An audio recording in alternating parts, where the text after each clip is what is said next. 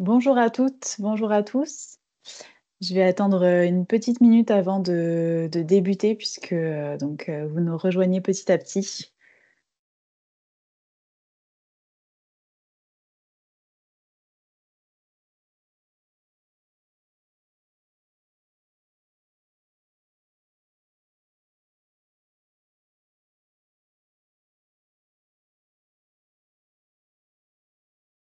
Bonjour, bonjour. Je libère petit à petit la salle d'attente et puis les personnes qui étaient coincées pour rentrer. Donc vous devriez petit à petit nous rejoindre et vous devriez voir donc mon écran. Ok. Bon, ça se remplit petit à petit, donc on va pouvoir tout doucement commencer l'intro ensemble. Merci beaucoup d'être là aujourd'hui pour ce 9e webinaire qui s'intitule Lever les freins à la pratique du vélo. Ce webinaire se tiendra sur 2 heures, sûrement un petit peu moins de 2 heures, mais en tout cas, c'est le créneau qu'on a envie de dédier aujourd'hui à ce webinaire. Comme d'habitude, ce webinaire sera enregistré et ensuite disponible en replay sur notre chaîne YouTube. Donc, pour que vous puissiez revisionner si jamais vous avez envie de repasser certains des passages, ou bien si vous n'avez pas l'occasion de le regarder en live et que vous pouvez le regarder a posteriori. Et on mettra également sur l'espace collaboratif l'ensemble des présentations et des supports pour que vous puissiez vous en servir si besoin. Je vais vous présenter le sommaire pour aujourd'hui. Donc, au sommaire d'aujourd'hui, le but, c'est effectivement de comprendre les différents freins qui peuvent, on va dire, faire obstruction à nos usagers et usagers potentiels du vélo. On va d'abord essayer de déterminer ensemble pourquoi c'est intéressant d'agir pour lever ces freins. Un petit peu démystifier ce qu'on met derrière ce mot frein et clarifier la définition. Et ensuite, on verra avec Monsieur Xavier Brisebois, tout ce qui tourne autour de la compréhension des comportements, comment se créer une habitude, etc. Et pouvoir en dégager ensemble des pistes d'action pour pouvoir promouvoir l'usage du vélo au quotidien et mieux comprendre quels services, quelles actions on peut mettre en place pour atténuer ces freins. Et ensuite, dans un second temps, nous aurons 2 retours d'expérience différents. Un premier retour d'expérience du cadre 67 sur les défis mobilité, les challenges mobilité qui peuvent être organisés dans les collectivités et qui servent des buts et puis qui ont des vraies retombées chiffrées sur la pratique. Et le deuxième retour d'expérience sera sur la force de l'accompagnement personnalisé avec un retour de la communauté de communes du Pays des Limbres. C'est Maëlle Balandras qui nous présentera le retour d'expérience. Donc pour l'introduction, je vais laisser la parole à Paul Peffer de l'équipe à vélo. Et je te laisse la main. Merci Claire.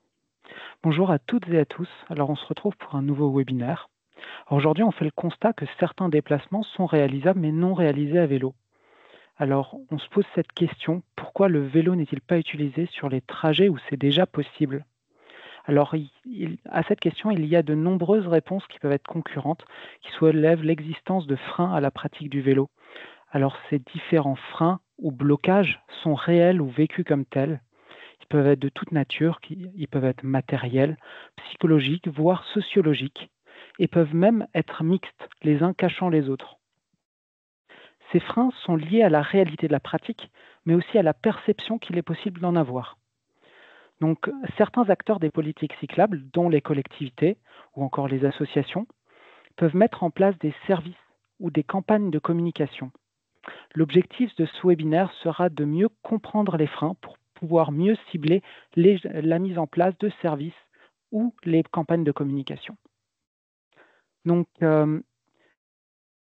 oui, tu peux mettre la deuxième, la 3, sur l'insécurité. On doit faire un petit point sur le manque d'infrastructures sécurisées.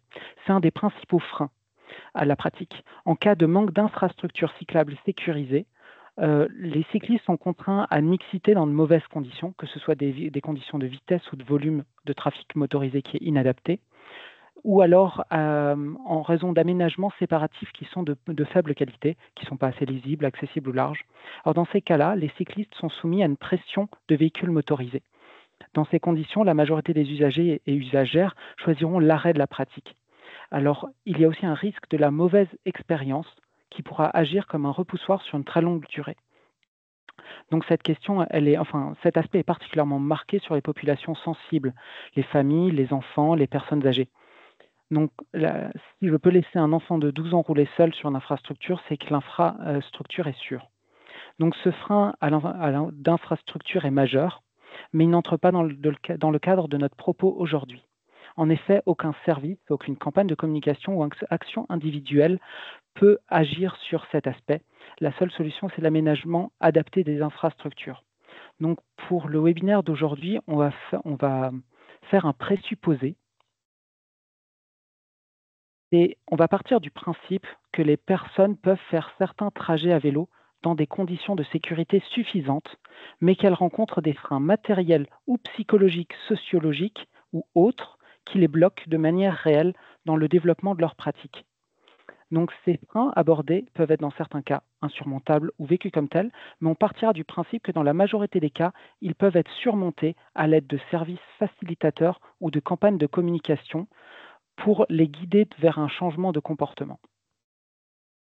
Donc, on va passer à un petit temps participatif où on va vous montrer un bingo. Je te laisse prendre la suite. Oui. Alors, je vais vous mettre dans le chat le lien pour rejoindre l'activité collaborative. Donc, c'est une activité qu'on va entamer là tout de suite, mais qui va nous servir à l'issue de la présentation de Monsieur Brisebois pour aller un peu plus loin et creuser certaines des options de services et d'actions de communication. Donc, vous devriez pouvoir accéder à ce board. Donc, je vous vois arriver, donc ça veut dire que ça fonctionne effectivement. Alors, vous avez ici, donc sur le deuxième écran qui s'appelle Activité, vous avez donc un bingo des blocages. Donc le but, ça va être, il y aura une bulle à disposer par personne. Le but, c'est dans un second temps, de répondre on va dire à l'objection la plus fréquente qui sera votée par vous, les participants. Donc une bulle par personne. Et le but, ça va être de déplacer une bulle sur l'argument qui vous semble être le plus difficile à déconstruire, en tout cas avec lequel vous avez le plus de mal à, à interagir localement. Vous avez des usagers qui vous disent fréquemment ça et pour autant, vous ne savez pas vraiment comment résoudre ce sujet. Donc, je vais vous laisser déplacer une bulle par personne sur la bulle qui vous semble la plus difficile à déconstruire. Je vais vous laisser dans le silence pour pouvoir les lire, parce que je suis consciente que c'est un peu compliqué quand on vous parle.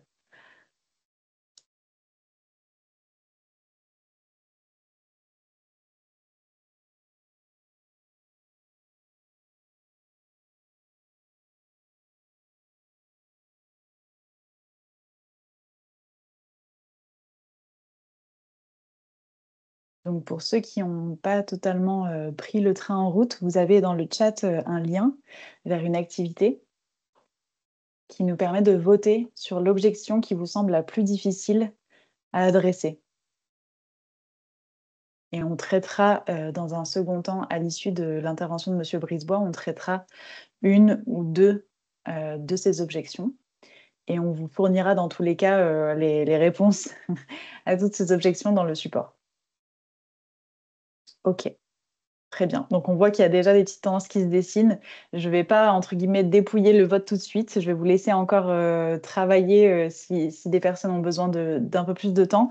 Et je vais laisser la parole à Monsieur Brisebois pour nous faire une petite présentation sur ce thème-là. Bonjour, merci beaucoup. Je vais juste vous partager mon écran. Donc moi, je suis psychologue social et je travaille sur le changement de comportement, notamment dans la mobilité depuis un certain nombre d'années. J'ai beaucoup bossé sur les transports collectifs, mais aussi sur le vélo et aussi sur d'autres sujets d'ailleurs. Et du coup, avec une collègue qui s'appelle Lolita Rubens, on a développé une méthode pour essayer d'accompagner les changements de comportement dont on se sert pour réfléchir sur les différents cas. Vous voyez mes slides là, c'est bon? Oui. Enfin, la slide, ouais. Donc, pour commencer, enfin juste pour situer un peu, quand je parle de comportement, je parle de ça, hein. Là, on est en plein Covid et on a deux dames devant l'école qui se font la bise alors qu'elles ont mis leur masque. Parce qu'il faut pas, on veut pas se contaminer, mais il y a d'autres impératifs. Et en fait, c'est un peu ça la réalité de la vie, et c'est ça les comportements. C'est qu'en fait, on se débrouille un peu toujours avec différentes injonctions et différentes problématiques. Et ça, c'est le résultat qui nous intéresse, plus que les idées qu'on a sur les pratiques des gens. S'il y en a quelques-uns qui veulent garder leur caméra allumée, c'est beaucoup plus agréable pour moi de voir des réactions humaines qu'un écran. Merci beaucoup. Donc dans ce merci, contexte-là, on a donc la psychologie fournit tout un ensemble de systèmes théoriques autour des dimensions sociales, des relations entre les individus, de la construction collective, des représentations, des identités, tous ces sujets-là, mais aussi toutes les dimensions cognitives, de perception de l'environnement, de capacité à se projeter, à mémoriser, à réaliser des opérations mentales, enfin tout ça ensemble fait qu'il y a beaucoup de choses qui sont nécessaires pour réussir à organiser nos pratiques. Et la petite souris, c'est parce qu'on fait des expériences avec des gens dans des labyrinthes pour voir s'ils trouvent la sortie et ça nous apprend plein de choses. Euh, et donc ça, nous, on arrive sur le terrain derrière du changement et de l'action publique souvent, et on constate que finalement, très souvent, les tentatives d'avoir une action sur les comportements s'appuient sur une stratégie d'action, voire une action qui relève d'une de celles qui est marquée dans cette liste. Alors, elles ont leurs qualités et leurs inconvénients propres, mais surtout, pour nous, là où c'est intéressant, c'est de voir qu'il y en a souvent une qui est retenue. Alors qu'en fait, et je pense que c'est là la première utilité de parler des comportements, c'est de s'apercevoir que les comportements, ils sont produits par tout un ensemble de phénomènes, et que si on veut que ça change, eh ben, il faut mettre en place des changements par beaucoup de moyens différents. Et en fait, si on doit faire quelque chose, le mieux, c'est d'en prendre plusieurs, des actions, voire une dans chacun des éléments de cette liste, plus d'autres encore éventuellement, et de les multiplier, parce que c'est là où on a une chance d'avoir un effet.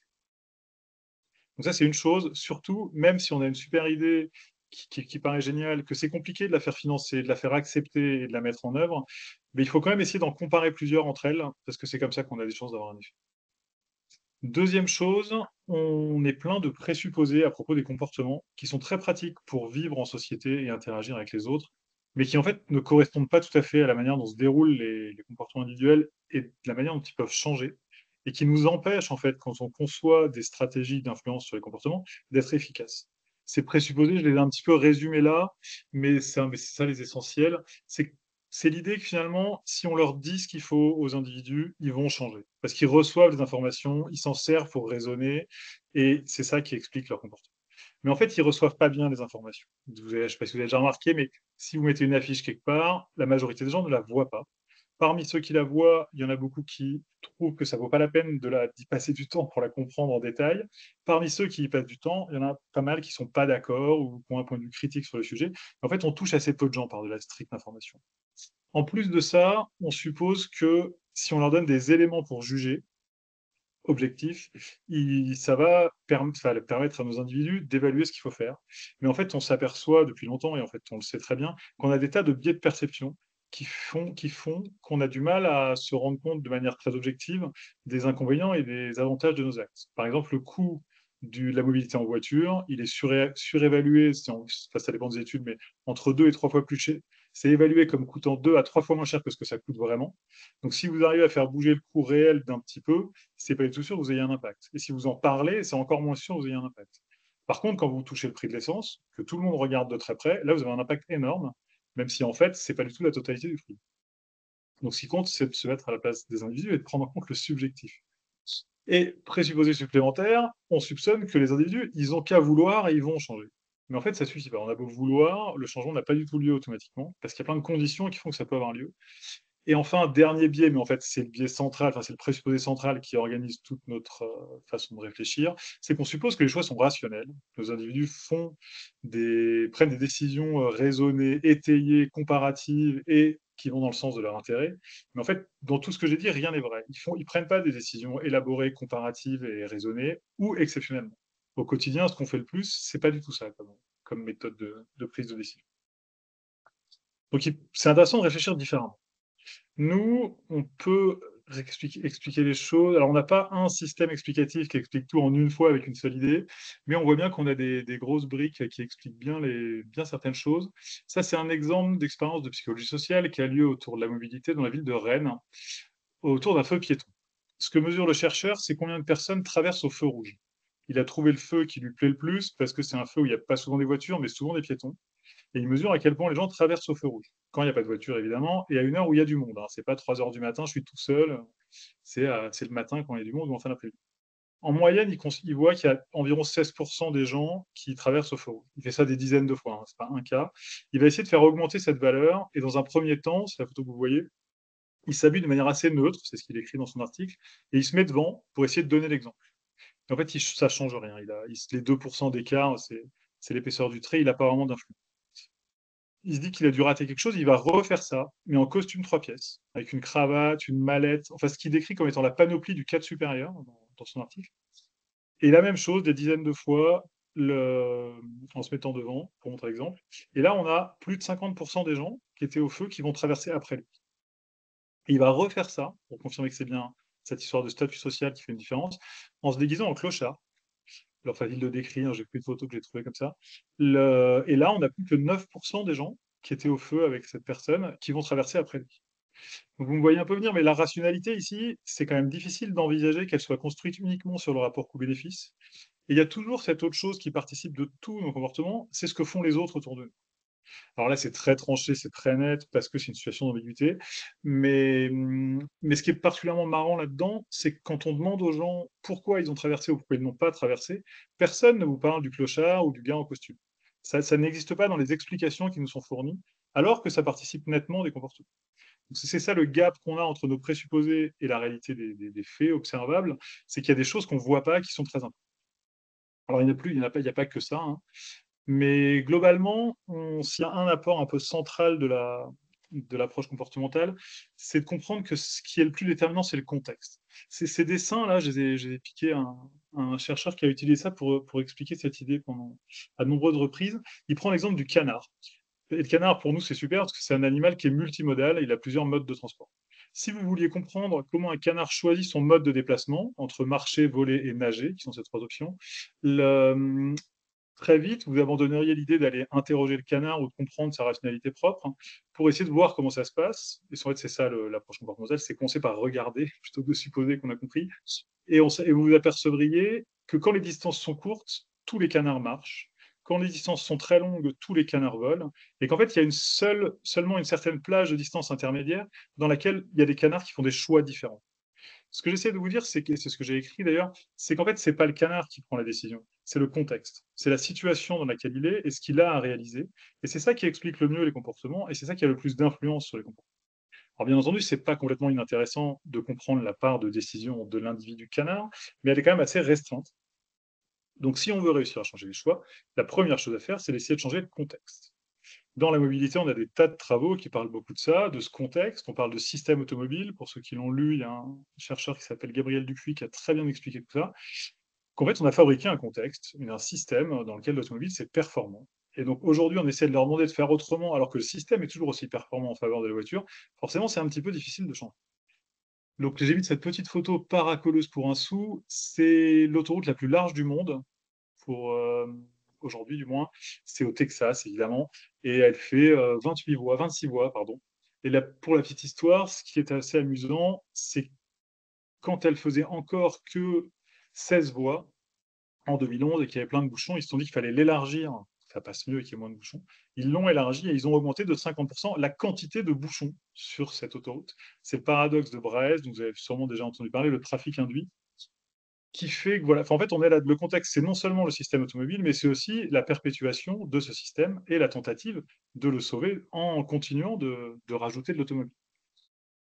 Bon, je développe pas, mais c'est vrai qu'on n'a pas d'éléments sur comparativement, ce que ça coûte une politique cyclable enfin, ce qu'on fait avec les 2,8 milliards de dollars qu'ils ont mis là, pour faire de la politique cyclable. Mais c'est vrai qu'on peut imaginer qu'il y a quand même des pistes d'action.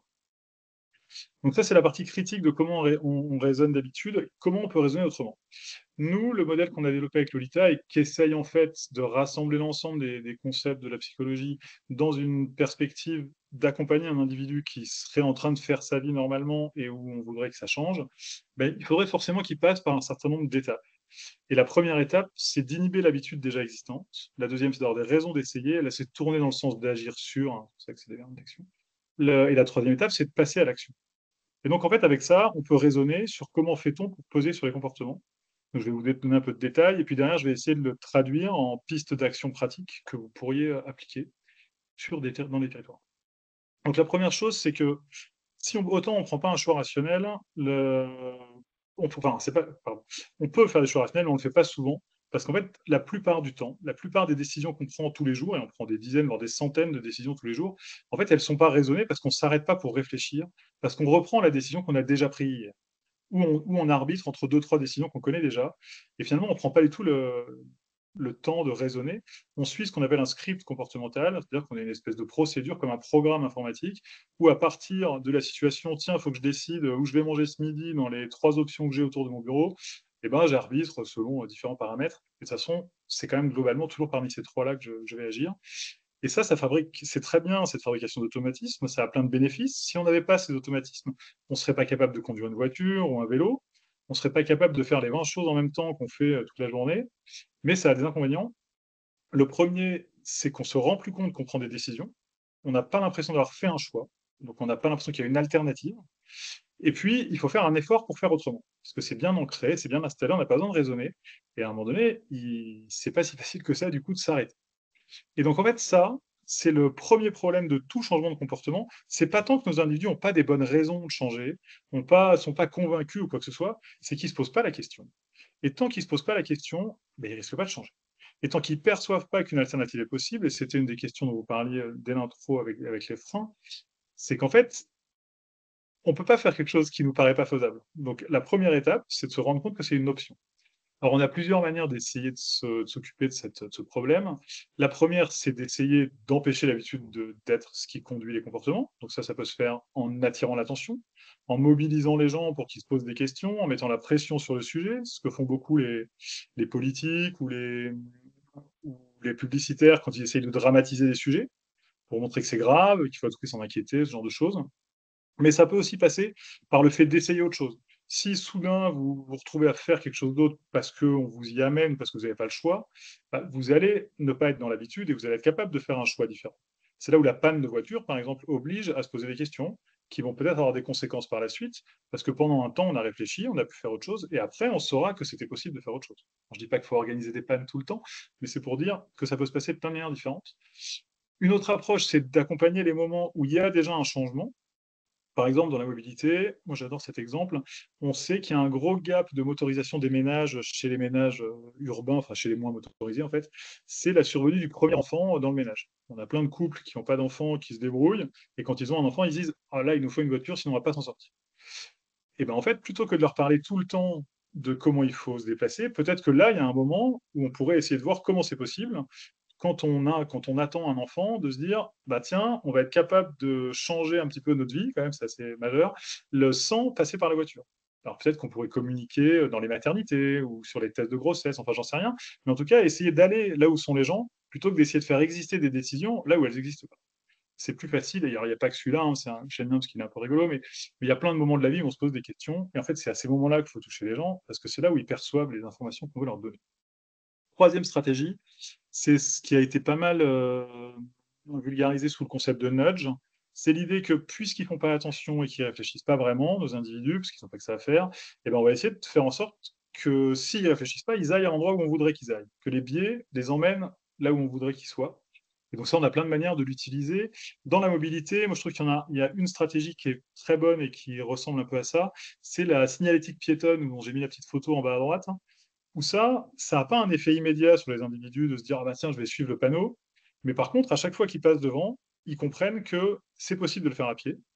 Ils apprennent les temps de trajet à pied, qui sont méconnus. En vélo, c'est pareil, hein, j'ai le même type de projet de recherche avec le vélo. Et puis, ils vont supposer qu'il y a un système de panneaux donc, qui peuvent s'y fier, parce qu'ils retrouveront le même pour le retour.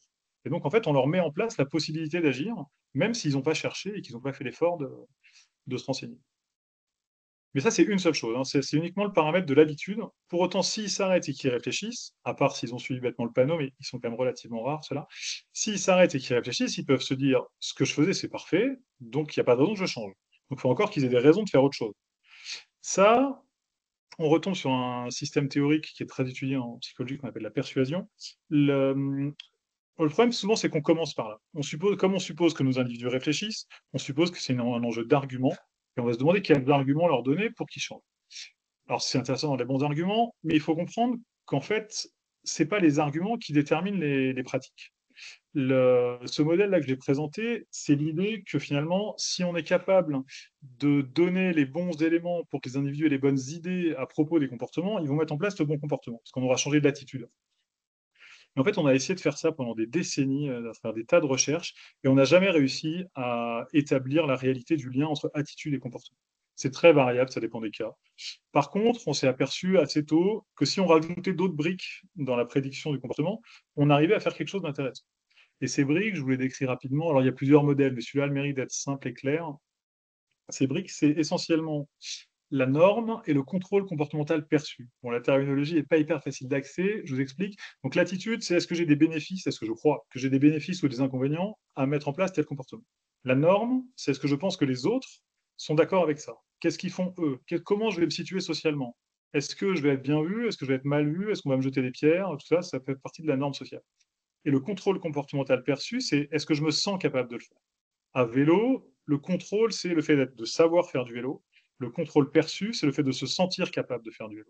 Peut-être que vous êtes capable de traverser le territoire à vélo, mais vous êtes persuadé que vous n'y arriverez pas. Votre problème, c'est le fait d'être mal persuadé. Ce n'est pas la capacité réelle. Donc c'est là où on a beaucoup de leviers d'action pour essayer de donner conscience de ce qui est possible ou pas possible d'ailleurs. Et donc quand on réfléchit comme ça, on s'aperçoit que si on veut avoir une démarche persuasive efficace sur la promotion d'un comportement, il faut parler des 3 sujets. Il faut fournir des éléments pour étayer l'attitude dans la bonne direction, fournir des éléments pour étayer la norme subjective et fournir des éléments pour le contrôle perçu. Alors ça peut se faire de plein de manières, j'ai mis quelques exemples ici. Donc si on veut qu'ils pensent que faire du vélo est bénéficiaire, eh ben, il faut leur montrer les bénéfices du vélo. Il ne faut pas parler que de temps de trajet et coût, parce que c'est les arguments qu'on perçoit le moins, mais leur parler de ce qui les touche, de la santé, de la beauté, du plaisir, du fait qu'ils vont être vraiment virils ou vraiment féminines, enfin selon à qui vous parlez, les deux étant également vrais, parce que c'est comme une publicité, hein, vous pouvez tout dire, c'est vous qui avez la capacité à étayer votre discours, et il faut leur donner les moyens de comparer, parce que c'est bien beau de penser qu'il y a des bénéfices, si on ne sait pas à quelle aune on peut les juger, c'est pas si pertinent.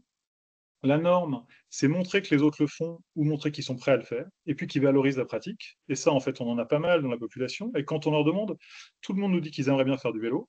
En fait, si se communiquer sur cet élément-là, c'est pratiquement aussi persuasif que de montrer que c'est utile et sympathique de faire du vélo. Et la troisième dimension, donc le contrôle, ça peut passer par la formation, apprendre à pratiquer, le réapprendre à pratiquer, mais c'est aussi réduire les risques, informer sur les options qui existent, contre les idées reçues, etc. Et c'est tout ça ensemble qui va pouvoir former des intentions dans la bonne direction. Je me dépêche un peu, hein, parce que j'ai 40 minutes, je vais avoir le temps de tout vous dire. Pour autant, nos individus peuvent s'être arrêtés pour réfléchir, avoir de bonnes idées et des intentions favorables. Ça ne va pas suffire, ils ne vont pas automatiquement s'y mettre. Parce que passage à l'action, vous avez déjà constaté tout ça, il ne suffit pas de vouloir pour que ça ait lieu. Et donc on a un troisième sujet qui est nécessaire pour réussir à atteindre un comportement effectif, qui est beaucoup plus vaste théoriquement, mais sur lequel on a une entrée théorique assez intéressante. Parce qu'en fait, quand on a essayé de comprendre le lien entre attitude et comportement, comme je vous disais, on a vu que les idées prédisaient mal les comportements. Par contre, on s'est aperçu très tôt que les comportements prédisaient bien les comportements futurs. Si je sais ce que vous avez mangé la semaine dernière, enfin disons sur les 3 derniers mois, en général, je peux prédire assez correctement ce que vous allez faire les suivants, parce qu'on fait toujours la même chose. Et en plus, vous allez avoir une attitude qui explique pourquoi ce que vous faites est une bonne idée, parce qu'en général, on se persuade nous-mêmes que ce qu'on fait est plutôt une bonne idée. Et donc de ça, enfin de cet ensemble de réflexions, est sorti un système théorique qu'on appelle les théories de l'engagement, qui explique que finalement, le plus efficace pour faire changer les comportements, c'est pas de donner des éléments de persuasion et de réflexion, c'est de faire faire quelque chose. Et donc on a une expérience, un ensemble d'expériences de ce type qui montre qu'en fait, je vous la raconte quand même, je pense que je suis pas encore trop en retard.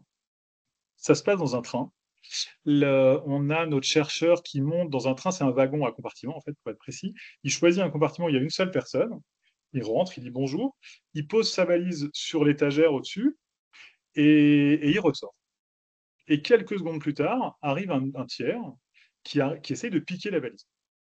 Et on mesure à quel point la personne qui était déjà là intervient ou pas. Dans le cas que je vous ai décrit, on a un peu moins de 20% des gens qui essaient de faire quelque chose. Et ils nous expliquent que bah, ils n'étaient pas très sûrs, qu'ils ont hésité, que voilà. Enfin, ils pensent tous qu'il faut agir et ils ont globalement tous compris que c'était un voleur. On refait la même chose avec une mini différence, c'est que notre chercheur, avant de sortir du compartiment, il dit: «Je reviens tout de suite. Est-ce que vous pourriez surveiller ma valise, s'il vous plaît?»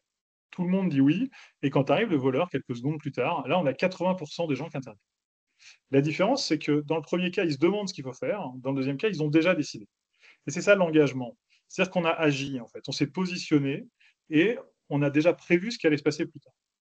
Donc il y a plein de manières d'utiliser ça. Et il y a aussi une autre stratégie qui est appuyée là-dessus, qui s'appelle la planification des intentions, qui essaye de dire aux individus, enfin, qui essaye plutôt que de dire aux individus, il y a des bénéfices à faire ça, et pensez à quel point vous allez être content si vous vous mettez à faire du vélo, leur dire, bon, on est d'accord, le vélo c'est bien, quand est-ce que vous allez commencer? Ça va se passer où? Avec qui? Est-ce qu'il faut réparer votre vélo d'abord? C'est leur parler du processus pratique de mise en œuvre, parce qu'en fait, c'est beaucoup plus proche de l'action que de se demander si c'est une bonne idée de le faire. Donc ça marche assez bien, enfin, on l'a testé dans plein de contextes, c'est plus efficace. Quand même, je précise que dans l'engagement, il y a quand même un certain nombre de conditions. Notamment, il faut être libre de son choix. C'est pas parce que j'arrive à vous faire dire oui, j'ai envie de faire du vélo parce que je vous offre une prime vélo substantielle que vous allez vraiment le faire plus. Alors, je dis pas que la prime vélo est forcément une mauvaise idée, mais c'est pas parce qu'on achète l'accord qu'il va marcher. Il faut que l'individu se sente libre de son choix, sinon c'est pas automatique. Donc ça, c'était les trois grandes étapes, et c'est un peu la mécanique du comportement. Il y a quand même un arrière-plan sous-jacent. Mais avant ça, j'ai une petite synthèse. Ça, c'est un autre modèle qui essaye d'appliquer toutes ces idées au sujet de l'addiction et qu'on a transposé ici sur le vélo, qui sert à bien montrer que c'est des étapes, c'est pas à pas. Tant qu'on est tout en bas de l'escalier, qu'on n'envisage même pas la possibilité d'en faire du vélo, on risque pas d'avancer. Il faut forcément passer par l'étape où on se dit que c'est possible, où on y pense. Et c'est seulement quand on y pense, quand on contemple cette possibilité, qu'on peut se préparer à le faire. Et c'est seulement quand on s'est préparé qu'on peut le faire. Et c'est seulement quand on l'a fait une fois qu'on peut le répéter jusqu'à devenir un pratiquant régulier. Et à chaque étape, on peut retomber en arrière. C'est pas pour autant qu'on va pas recommencer. Mais il faut comprendre qu'il y a des gens qu'il faut rattraper à l'étape 4, alors que d'autres sont à l'étape 1, et il ne faut pas tous forcément leur dire la même chose au même moment.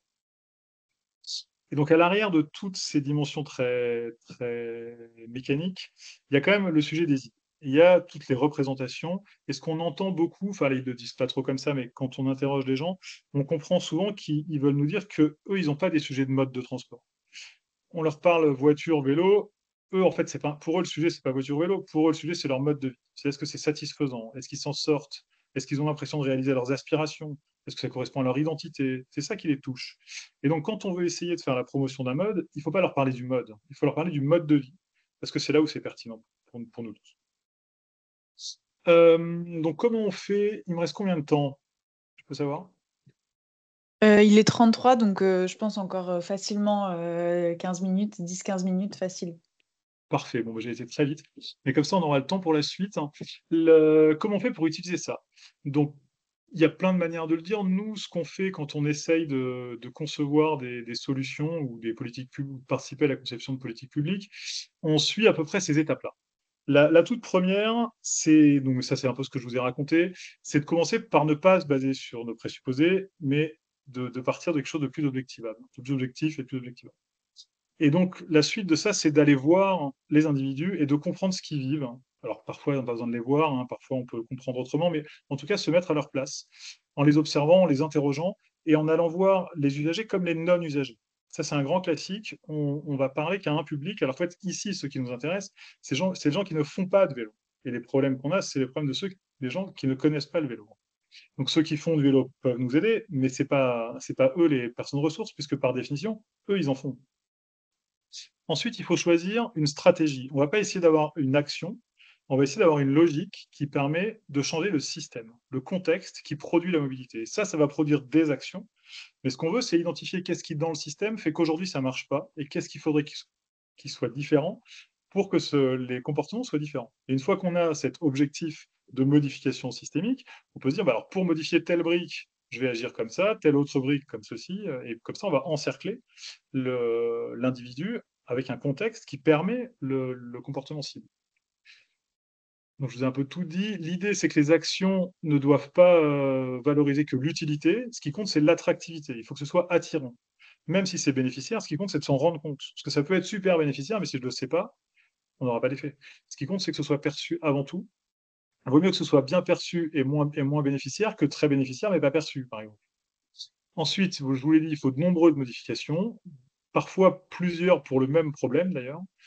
Pour inventer ces actions, nous, ce qu'on fait, c'est qu'on essaye de se mettre à la place d'un individu qui réalise son parcours, sa journée type ou son trajet type, et de se dire comment, dans ce parcours-là, je peux entrer en contact avec eux.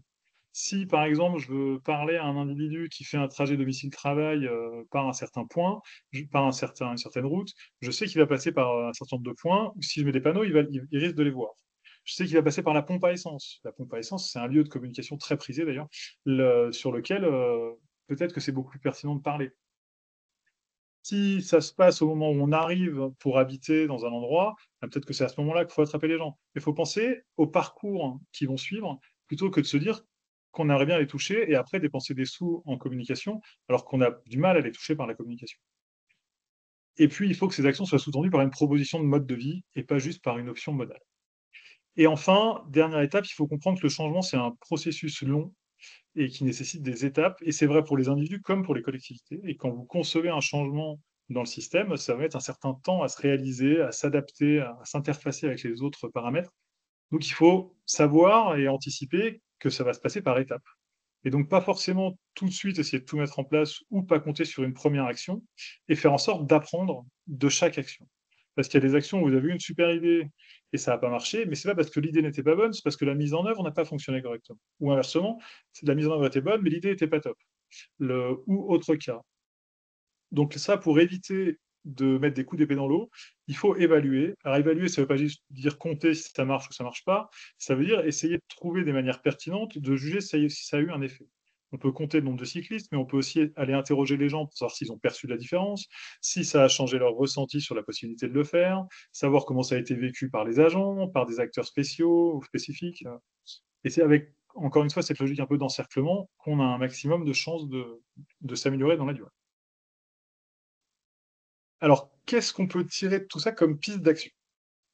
Alors, on peut en imaginer beaucoup, hein. Moi, je suis parti sur un certain nombre de points. L'intérêt d'avoir ces étapes, c'est que plutôt que de devoir avoir de l'imagination, on peut suivre les choses de manière assez laborieuse et avoir plus d'idées. Donc, si on parle de l'habitude, on a un enjeu donc d'attention et d'inconscience. Ce qu'on peut faire, c'est donner de la visibilité au vélo sur les trajets et aux destinations. C'est-à-dire qu'un parking qui se voit est meilleur qu'un parking qui ne se voit pas. Un cheminement qui se voit est meilleur. Ça peut passer par l'urbanisme tactique transitoire. Ça peut être de la communication au bon moment pour essayer de toucher les gens et surtout les non-usagers. Mais c'est aussi d'essayer de proposer des moments pour essayer, pour avoir l'occasion de raisonner sans être dans son automatisme. Ça peut être essayer de vélo, ça peut être essayer des itinéraires, ça peut être plein de choses. C'est de l'animation plus que de la communication. Ça peut être aussi quand il y a des événements, il y a toujours un petit peu les événements où qu'on soit, essayer d'utiliser l'événement aussi pour que tout individu qui est intéressé par l'événement ait l'occasion de se rendre compte que pour y aller, eh ben, le vélo existe, que le vélo est pertinent, parce que souvent, c'est pas forcément ce qu'on constate au départ. Il faut donner des éléments de jugement, par exemple en montrant la faisabilité réelle, ça peut être des retours d'expérience, ça peut être de donner des chiffres avec des cas pratiques faciles à illustrer. Faire constater les temps de trajet réels, ça c'est un gros problème hein, dans le vélo, les gens sous-évaluent, enfin surévaluent plutôt, très fortement le temps de trajet à vélo, donc toute occasion est bonne de leur faire comprendre combien de temps ça met. Ça peut être avec des cartes, de la signalétique, de l'information, enfin il y a plein de manières, hein. Ça peut être des panneaux, on peut le traduire de différentes façons. On peut aussi fournir la comparaison des coûts. Bon là c'est plus difficile d'atteindre les gens parce que ça se met pas sur le territoire, mais en tout cas comme le coût est très mal connu, c'est très intéressant d'aller sur ce sujet-là. Notamment le voiture-vélo, qui est complètement, enfin, qui est follement intéressant, mais aussi par rapport à d'autres options, parce qu'il y a beaucoup de gens qui vous disent, de toute façon, je vais toujours garder ma voiture. Si je dépense un tout petit peu moins d'essence, bon, c'est toujours un gain, mais le problème, c'est comment finalement essayer de se passer de la voiture ou de la deuxième, hein, parce que se passer totalement de voiture, c'est pas toujours possible. Et donc penser à l'intermodalité, et puis essayer à chaque fois que vous avez finalement un enjeu de communication, à chaque fois qu'il se passe quelque chose sur un territoire où il existe de l'attraction, il y a des individus qui vont regarder de l'information, bah, c'est le moment de leur dire quelque chose.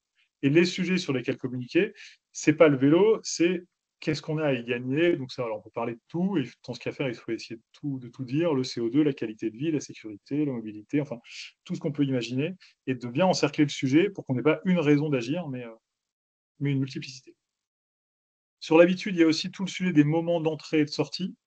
Donc, ce serait intéressant d'avoir des événements propices à la remise en question, une fête du vélo, des défis famille, des défis entreprise, les trois, si possible, et de le refaire. Donc, c'est annuel, c'est mensuel, enfin, selon ce qu'on peut faire. En tout cas, il faut que ça se répète, parce que ceux qu'on n'a pas eu la première fois, il faut qu'on les ait l'année d'après, et ceux qu'on n'a pas l'année d'après, il faut qu'on les ait la troisième année.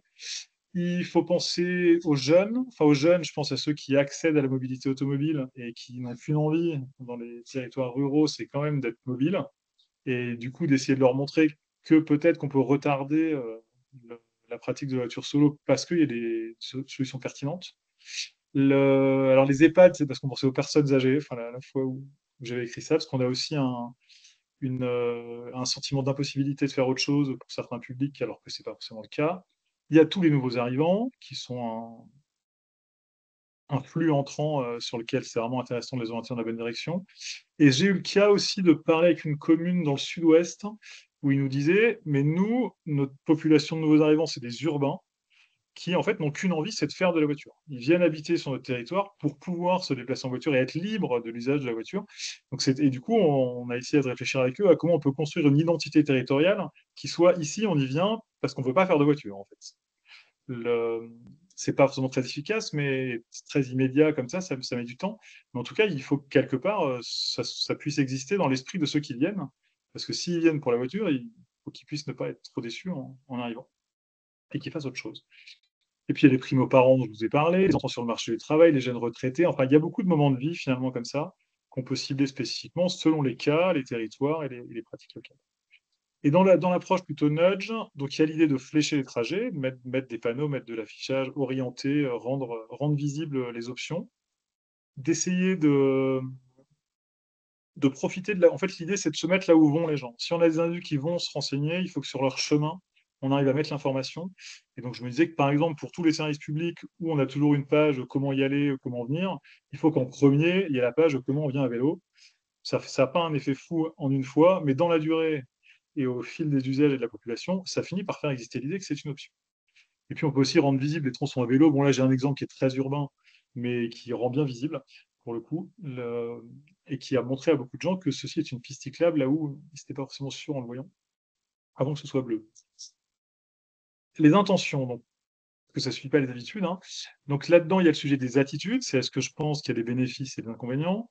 Donc pour le coup, la rentabilité fonctionnelle elle est évidente sur le vélo. Par contre, il faut en parler, il faut donner des éléments pour la juger, éventuellement à des moments clés de l'année, quand vous avez des sujets de calcul de vos frais annuels, je sais pas, lors de l'inscription à l'école, ou des moments où on se dit, tiens, je me rends compte de mes coûts annuels. Si au passage, on peut leur glisser un mot du comparatif voiture-vélo, ben, c'est le bon moment. Il faut se mettre à la place de la concurrence, regarder des publicités pour la voiture, lisez Auto Plus, si ça existe encore. Les publicités pour la voiture ne vous parlent jamais de coûts et de temps de trajet. Et vraiment, enfin, ce serait vraiment exceptionnel d'ailleurs si ça arrivait. Ils vous montrent surtout que vous aurez une identité positive, que ça va être agréable, qu'il n'y aura pas de bouchons, enfin, etc. N'hésitez pas à faire pareil. C'est ça, c'est les arguments qui touchent le plus les individus en fait. Et il faut parler d'autre chose que de mobilité, mais je vous l'ai déjà dit un petit peu plus haut. Il faut sortir du strict cadre du choix de mode de transport. Et puis, il faut essayer de ne pas aller sur le terrain moral. Ça, on a des tas de travaux sur la défiance. Vous savez, en ce moment, c'est très présent. Qui montrent qu'en fait, on fabrique des positionnements et des problématiques d'opposition quand on entre sur un terrain moral. Si les individus, vous leur donnez l'impression qu'ils doivent défendre leur mode de vie, bien entendu, ils vont se braquer. Et donc, si vous stigmatisez, c'est la même chose. Par contre, si vous leur parlez du fait que quand même c'est avantageux, que c'est intéressant, qu'il y a du plaisir et que personne n'y perd, là, c'est possible de discuter. Donc, il faut en tout cas éviter au maximum tout ce qui pourrait entraîner un glissement vers un débat moraliste. Enfin, éthique en tout cas. Sur la norme, donc souligner la réalité de la pratique des autres, parler de ce qui existe, essayer de faire en sorte que ça se voit. Et là, on voit bien que ce qui est le plus performant en normes, c'est de se comparer à quelqu'un qui nous paraît comparable à nous-mêmes. Donc c'est bien d'avoir des exemples locaux pertinents plutôt que de parler du cas de quelqu'un qui n'existe pas sur votre territoire et qui paraît du coup déconnecté du réel. Montrer que tous les groupes, que c'est vrai pour tous les groupes sociaux et pas juste pour un cas particulier, parce que sinon, dès qu'on n'est pas dedans, on dit qu'on n'est pas concerné. Donc là, il faut chercher un peu, mais je me disais que peut-être les moins évidents, c'était les âgés aisés qui étaient peut-être les moins usagers du vélo, mais on sait à réfléchir. Que globalement, l'éthique et les autres prescripteurs sont promoteurs du vélo. Parce que dans la norme, il y a aussi la morale, hein. Il y a aussi le fond du c'est une bonne idée parce qu'il y a une vraie bonne raison pour le collectif de le faire. Donc il faut quand même le dire, sans aller sur le terrain de c'est de votre faute si vous ne le faites pas, mais montrer que tout le monde est pour. C'est ce qu'on retrouve aussi dans les relais d'influence un peu plus bas. Un jour, j'ai lu un article sur les médecins qui prescrivent du sport. Si vous pouvez mobiliser les médecins de votre territoire, en supposant qu'il y ait suffisamment de médecins, pour qu'en plus, quand ils voient qu'il y a des individus qui ont des problèmes de santé pour lesquels le sport serait une bonne idée et qu'ils les accompagnent vers une association de vélo ou de remise en selle, bah, c'est parfait parce que c'est plus l'autorité qui parle de la mobilité qu'en parle, c'est une autre occasion de réfléchir et puis c'est 2 fois plus de chances de toucher les individus. Et globalement, l'idée, c'est d'essayer de montrer que c'est pas, dans la norme, c'est d'essayer de montrer que c'est pas une évidence. Ça, c'est le gros problème qu'on a, en fait, sur la place de la voiture, c'est que c'est ce qui vient à l'esprit spontanément, c'est ce qu'on a le plus fait. Et donc, il faut essayer de déconstruire un petit peu ça. Et donc, c'est là où je marque que finalement, toute occasion de communication est bonne pour montrer quelqu'un qui fait du vélo. Vous avez un match de foot, si vous pouvez montrer un gamin qui va à vélo, bah, c'est bien, c'est tant mieux, parce que à force, ça contribue dans le bon sens. Et puis, il faut faire attention aussi dans la norme aux autres aspects normatifs, qui sont qu'on va générer des problématiques d'opposition entre usagers et des conflits d'usage, qu'on voit beaucoup maintenant que le vélo augmente, notamment dans les centres urbains. On a plein de gens qui étaient pour le vélo, qui deviennent finalement assez opposés au vélo, parce qu'en tant que piétons, ils se sentent menacés par la pratique. Donc bon, c'est un exemple, mais en tout cas, il faut communiquer sur le fait qu'on va assurer le bon fonctionnement ensuite du changement, parce que c'est pas évident a priori. Et d'ailleurs, on n'est pas encore très au point sur le sujet. Toujours dans les intentions, il y a le sujet du contrôle réel et perçu, donc c'est essayer de faciliter l'usage, ça peut passer par de la signalétique, des voies et du parking. Donc je ne dis pas qu'il ne faut pas faire de piste cyclable, hein, mais c'est un point, quoi. Je pense il y a aussi beaucoup d'autres choses à faire qui sont beaucoup moins coûteuses, mais c'est quand même utile, bien entendu, d'améliorer la facilité d'usage. Former les gens, donc ça peut être à l'école avec les jeunes, ça peut être de la remise en selle, ça peut être expliqué à toute occasion de comment on fait pour avoir une bonne pratique, notamment il ne faut pas se coller à droite, mais plutôt rester au milieu de la voie, enfin ce genre de choses que racontent les cyclistes. Aller parler aux automobilistes et aux autres usagers de la route, parce qu'en général on parle sécurité vélo aux cyclistes, qui en fait sont assez convaincus, en ont marre qu'on leur parle du casque, et alors que c'est peut-être les autres qui sont plus le sujet. Essayer de créer des moments où on a l'occasion de le faire, le vélo, parce qu'en fait, en apprenant à faire, comme je vous l'ai déjà dit plus tôt, c'est là où on est capable d'agir et où on augmente finalement sa capacité à s'y mettre. Et puis en plus, c'est attirant. C'est l'école du vélo. Est-ce qu'il y a des écoles du vélo partout pour tous les âges, idéalement? C'est aussi là où on peut peut-être réparer son vélo.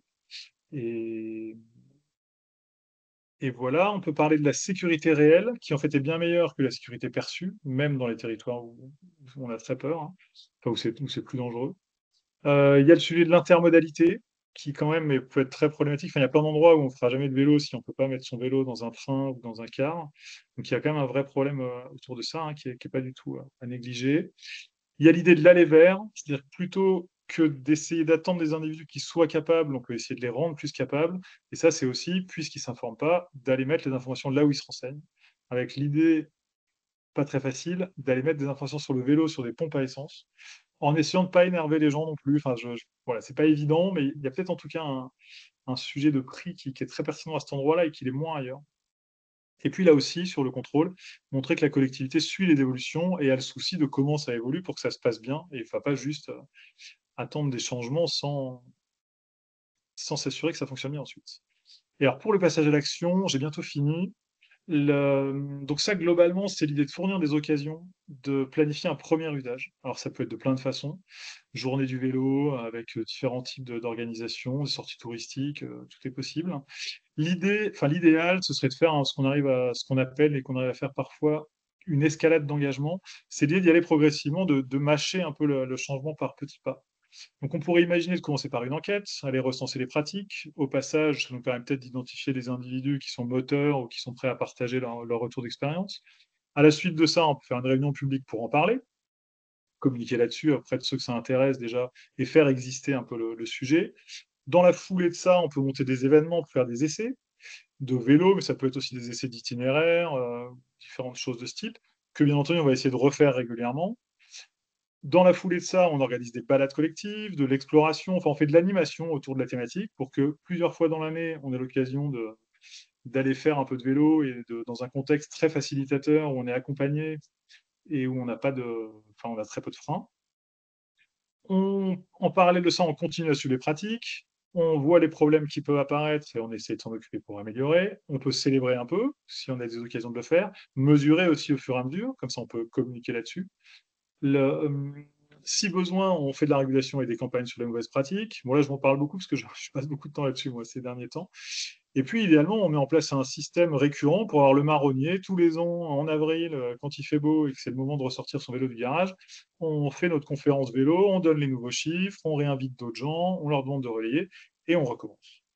Et c'est dans la durée que ça a de l'effet. L'idée, c'est vraiment d'avoir une animation pérenne. Sur le fond, l'idée, c'est ce que vous disiez avec la planification de l'action, c'est d'essayer d'avoir des contenus de communication qui parlent de comment on fait pour s'y mettre, avec qui on va le faire, pour quel trajet, est-ce que je peux trouver de l'aide pour me faire accompagner pour une première fois, enfin, tout pour se projeter dans une première action. On peut essayer de guider. Le guidage, c'est l'idée que vous avez un public qui va venir, d'occasionnel ou de nouveau, qui vont peut-être se renseigner en amont. Donc, eux, tout individu qui se renseigne en amont, il faudrait voir par quel cheminement il passe et essayer de mettre aux bons endroits les infos sur comment on fait pour faire du vélo dans notre territoire, est-ce que ça se loue, où, chez qui, enfin, quelles sont les conditions, par où on peut passer, les cheminements, etc. Et essayer donc d'avoir un processus pour ces nouveaux venus et ces occasionnels. Si on a des demandes, je pensais aussi à tous ces administrés qui peuvent se communiquer avec la collectivité parce qu'ils ont des demandes ou des problèmes à régler. En fait, c'est un super moment pour leur parler parce ils attendent une réponse.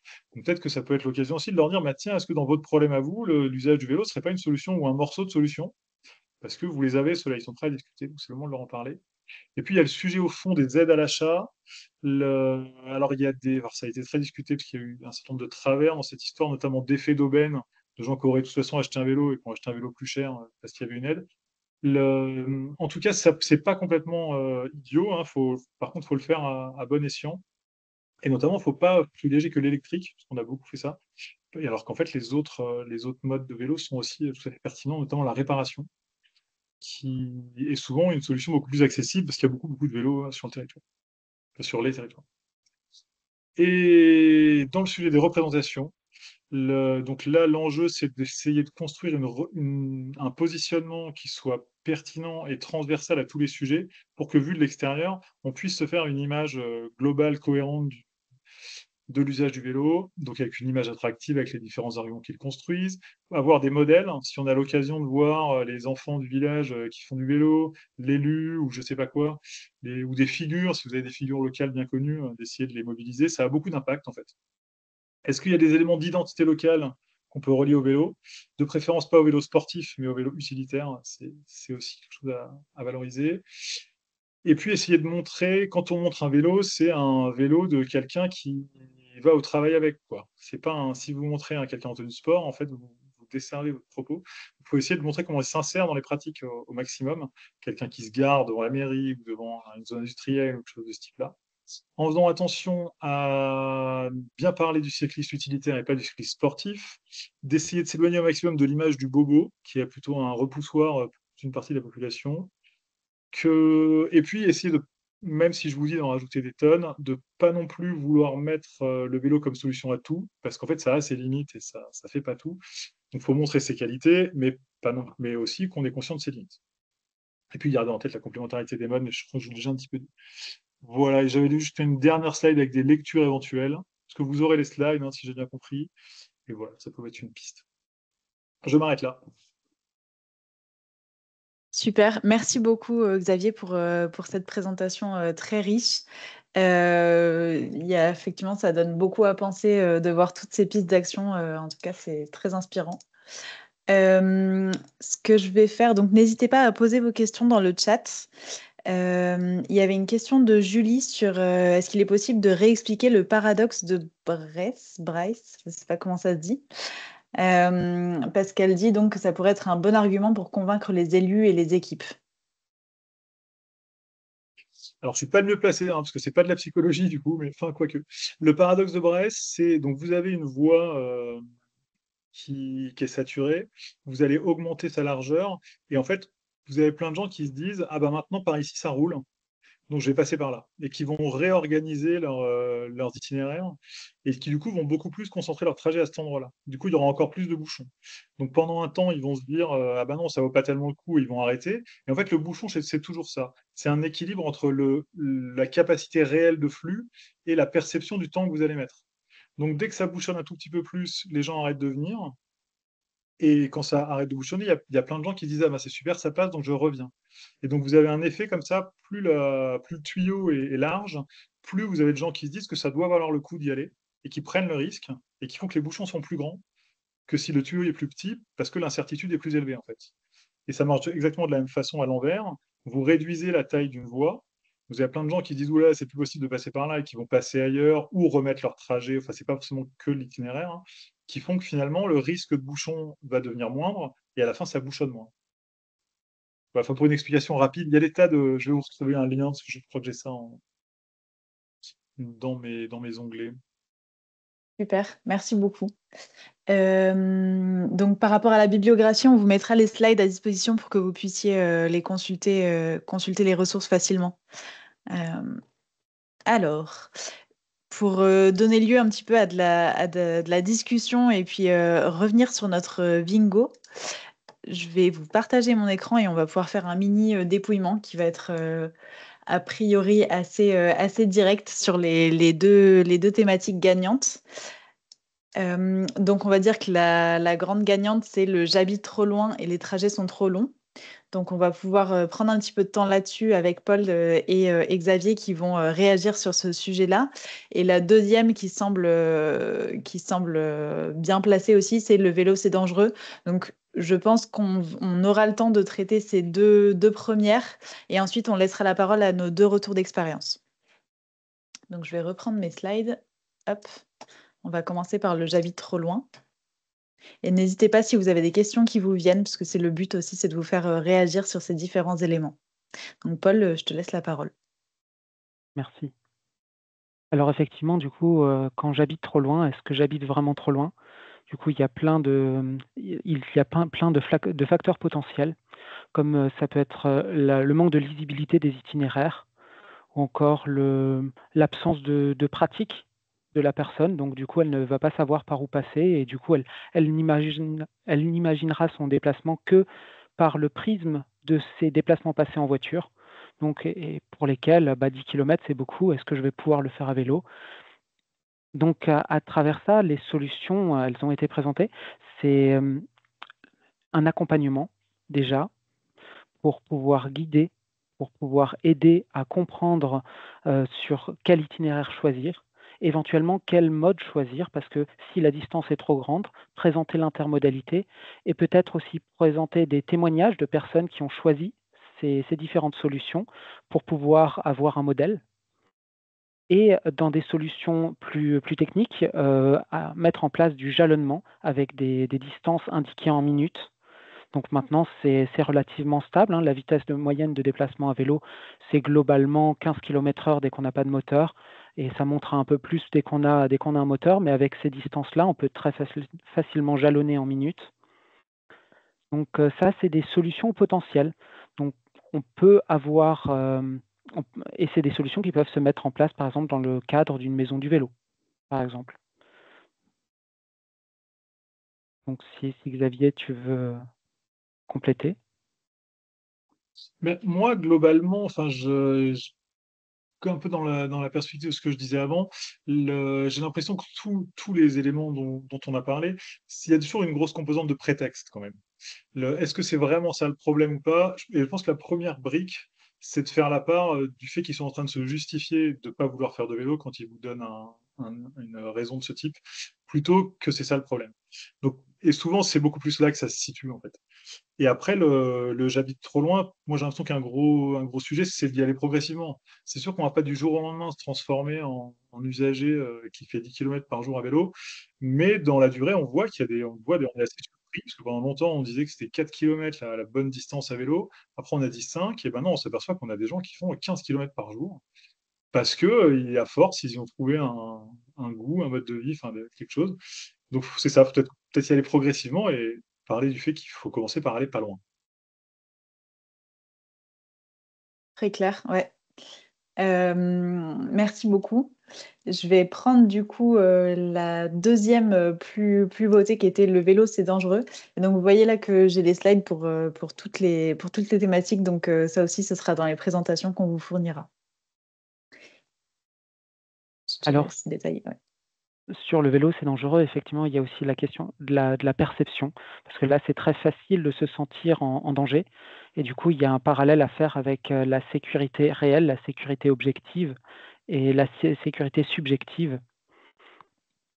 Donc là, passer le filtre de l'infrastructure qui doit être adapté au niveau personnel, on peut être aidé dans des remises en selle, par exemple, qui permettent à des adultes d'apprendre à rouler en ville. Donc simplement avec un encadrement de moniteur ou monitrice, de pouvoir se dire bah, maintenant là je vais faire cet itinéraire simple, je vais être accompagné et je vais apprendre à me placer dans les fils, comme l'a dit Xavier, hein, par exemple ne pas se mettre sur le côté droit, mais plutôt occuper, prendre sa place pour montrer qu'on est là et éviter de se faire frôler. Donc ce type d'astuce, il y en a d'autres, peut être transmis dans le cadre de services de remise en selle, mais ça peut aussi être l'occasion d'obtenir des informations sur le bon équipement à avoir, donc notamment au niveau éclairage, ou encore connaître véritablement les risques auxquels sont soumis les cyclistes, bah, les risques dans les intersections, et savoir comment les aborder en tant que cycliste. Donc on est vraiment sur une double approche. Donc déjà prendre du recul par rapport aux risques pour avoir une vue des risques objectifs par rapport aux risques subjectifs, et ensuite savoir comment les aborder et avoir un accompagnement pour le faire.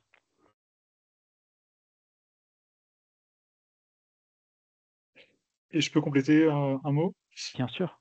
Alors, enfin, je suis tout à fait d'accord avec ce que tu disais. Moi, j'ai l'impression que pour le coup, enfin, c'est un énorme blocage et c'est ce qu'on entend vraiment le plus dans les zones peu denses, c'est que c'est vraiment l'idée même qu'on puisse circuler à vélo paraît complètement absurde, tellement la vitesse des automobiles et la taille des routes fait on n'envisage même pas ça. Je pense qu'il y a une chose en plus, c'est peut-être qu'il y a quand même le sujet de parler aux automobilistes et parler à l'individu en tant qu'il est automobiliste aussi. Parce que finalement, c'est nous-mêmes, les potentiels cyclistes, mais automobilistes qui pratiquons, qui nous menaçons nous-mêmes, quoi. Donc, à un moment donné, c'est intéressant de changer un peu de position et de considérer le sujet avec la casquette de l'automobiliste. Et une autre chose, c'est enfin, il y a aussi un sujet qui est de réduire le risque objectivement en séparant les voies, mais ça n'a pas que des qualités. Et il y a un autre truc, et moi j'en profite parce que je suis en train d'essayer de monter un projet de recherche sur le sujet, qui est d'essayer de profiter de l'existant en apprenant aux individus à choisir des itinéraires qui évitent les routes dangereuses. Il y a beaucoup de territoires où on a des petites routes, voire des chemins parfois, qui peuvent tout à fait être utilisés. Par contre, c'est vraiment méconnu et ça nécessite une expertise du territoire qu'on a peut-être pour se balader, mais qu'on n'envisage pas du tout quand il s'agit d'aller faire un déplacement utilitaire qui pourrait être fait à vélo. Et notamment, on a trouvé avec un camarade designer avec qui on parle de ça, enfin c'est lui qui l'a trouvé d'ailleurs, un motivé du vélo dans le sud-est de la France, dans la campagne, qui passe son temps à expliquer à ses collègues par quel itinéraire il faut passer. Où sont les super petites routes sympas qui permettent, en faisant un détour, hein, l'idée c'est d'accepter de faire un détour, de faire un petit détour d'ailleurs, mais qui permet d'avoir un trajet agréable plutôt que d'envisager juste la route qu'on prend en voiture, qui effectivement est terrifiante à vélo, parce qu'il y a des options alternatives.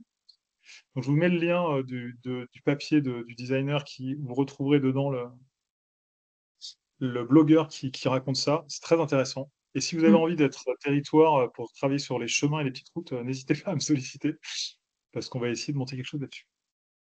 Merci beaucoup. Il y a une question par rapport à parler aux personnes en tant qu'automobilistes.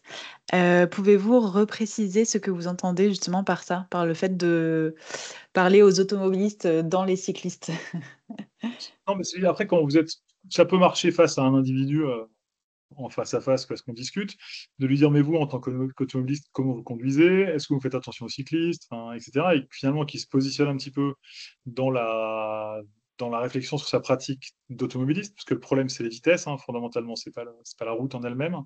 Et puis, globalement, si on veut adresser le sujet de la dangerosité, c'est faire des campagnes hein, de sécurisation de la pratique du vélo par la pratique des automobilistes, en leur parlant des vitesses, au carrefour dangereux, en essayant de faire de la signalétique, enfin, on peut avoir différentes manières d'intervenir, mais agir sur ceux qui sont la cause du problème, en fait, plutôt que d'essayer de rassurer ceux qui sont menacés.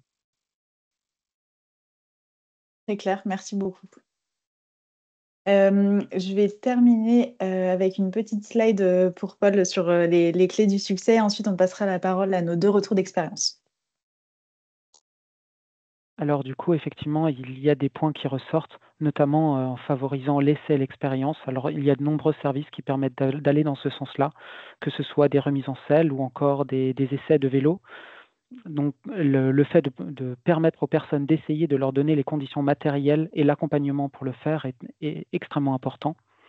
Organiser la transmission de la connaissance aussi, parce que du coup, le cycliste urbain a besoin de connaissances.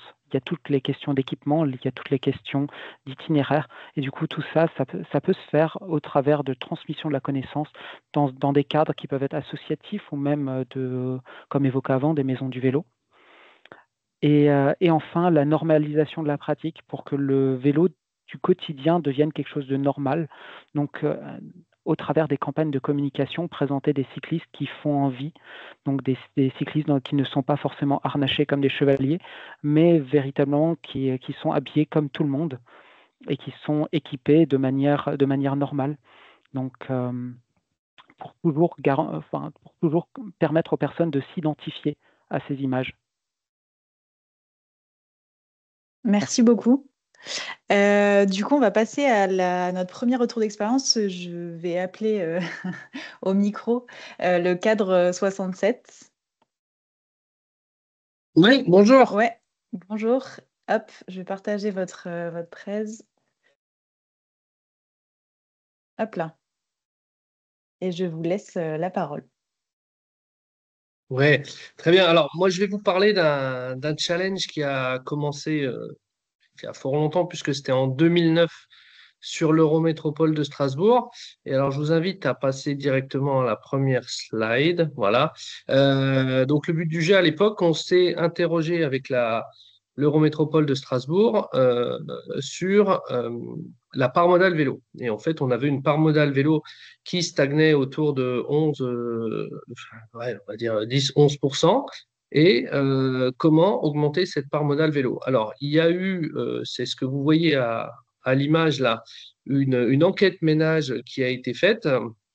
Et ce qui est intéressant sur cette enquête ménage, c'est qu'on voit que sur les trajets de moins de 1 km, donc sur Strasbourg et les communes autour de Strasbourg, on avait 22% de ces trajets qui étaient faits en voiture. Et sur les trajets de 1 à 3 km, on avait 52% des déplacements qui étaient faits en voiture. Donc l'idée, c'était de se dire comment faire pour réduire ces 52% sur des distances qui sont tout à fait jouables à vélo et comment faire basculer ces 52% sur une pratique cycliste pour faire essayer les vélos comme moyen de déplacement. Du coup, il nous est venu l'idée, voilà, de mettre en place un challenge. Alors, c'était pas notre premier coup d'essai, puisque dans les années 2000, le Cadre 67, qui est une association historique qui a fondé la FUB, hein, à Strasbourg, avait organisé un challenge qui s'appelait les 1000 km à vélo. Donc, à l'époque, on avait acheté des compteurs de vélo et on les avait distribués gratuitement aux participants. Voilà, et l'idée, c'était de se dire que finalement, 1000 km à vélo, s'était fait assez rapidement. Voilà, du coup, on avait à l'époque distribué 200 compteurs. Et puis donc, le but du jeu, uniquement sur les trajets domicile-travail, c'était de se dire que finalement, 1000 km, c'est réalisable assez facilement en une année. Voilà, donc on a fait les 1000 km à vélo. Et puis en 2009, donc suite à l'enquête ménage, on a décidé d'organiser le challenge au boulot à vélo sur l'Alsace à l'époque, donc les deux départements, le Haut-Rhin et le Bas-Rhin. On verra après les histoires de chiffres, mais ce n'était pas forcément évident au départ parce que les collectivités n'y ont pas cru. Les entreprises n'étaient pas forcément à l'écoute non plus, mais c'est pas grave. Nous, on était sûrs de notre coup sur Au boulot à vélo. Et puis, du coup, on s'est dit, ben, on va continuer.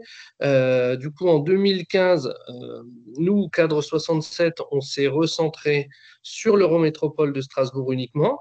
Et vu qu'on avait travaillé déjà depuis 2009 avec les Comcom, avec l'ADEME notamment, sur le challenge, eux ont repris un challenge sur l'Alsace qui s'appelait Au boulot j'y vais et qui là avait une démarche beaucoup plus d'intermodalité puisqu'ils y ont intégré les déplacements avec de l'intermodalité, donc train plus vélo, train plus bus plus vélo, vélo plus marche, voilà. Et puis, du coup, ces deux challenges continuent aujourd'hui d'exister.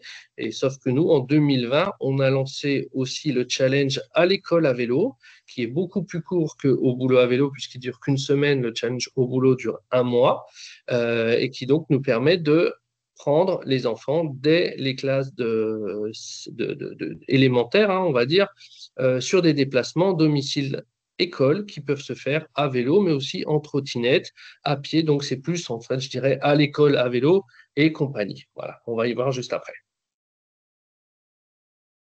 Donc, le principe du stage, pardon, du challenge, c'est tout simplement que chaque établissement participant doit cumuler un plus grand nombre de trajets domicile-travail ou professionnels effectués à vélo par ses collaborateurs pendant un mois. Alors, pourquoi un mois? Donc, depuis 2009, on a essayé plusieurs, on a essayé plusieurs choses, hein. On a essayé une journée, une semaine, 15 jours, un mois, et ça fait maintenant 10 ans quasiment qu'on est resté sur ce format d'un mois. Pourquoi un mois? Tout simplement parce qu'un mois, ça permet d'essayer. Sur un mois, on va avoir des trajets qu'on ne peut pas faire à vélo parce qu'il faut emmener les enfants, parce qu'il pleut, parce qu'il ne fait pas beau, parce qu'on est en télétravail, parce que voilà, il y a beaucoup de contraintes ou de pseudo-contraintes qui vont intervenir. Et bah, finalement, un mois, ça permet d'essayer et c'est ce que les gens nous donnaient aussi comme retour, c'est qu'une semaine, c'est parfois un peu court pour essayer le vélo, mais un mois, ça nous permet d'y aller plus souvent.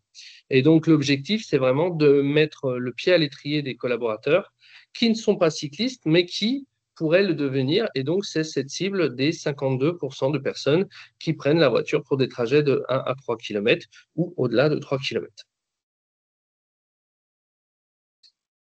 Alors, concrètement, comment ça fonctionne? Alors, d'une part, c'est un challenge qui est festif et qui encourage l'usage du vélo. On s'est dit, remettre une couche auprès des entreprises pour dire le vélo, c'est bien, il faut faire du vélo, c'est bon pour la planète, c'est bon pour les économies, c'est bon pour la santé.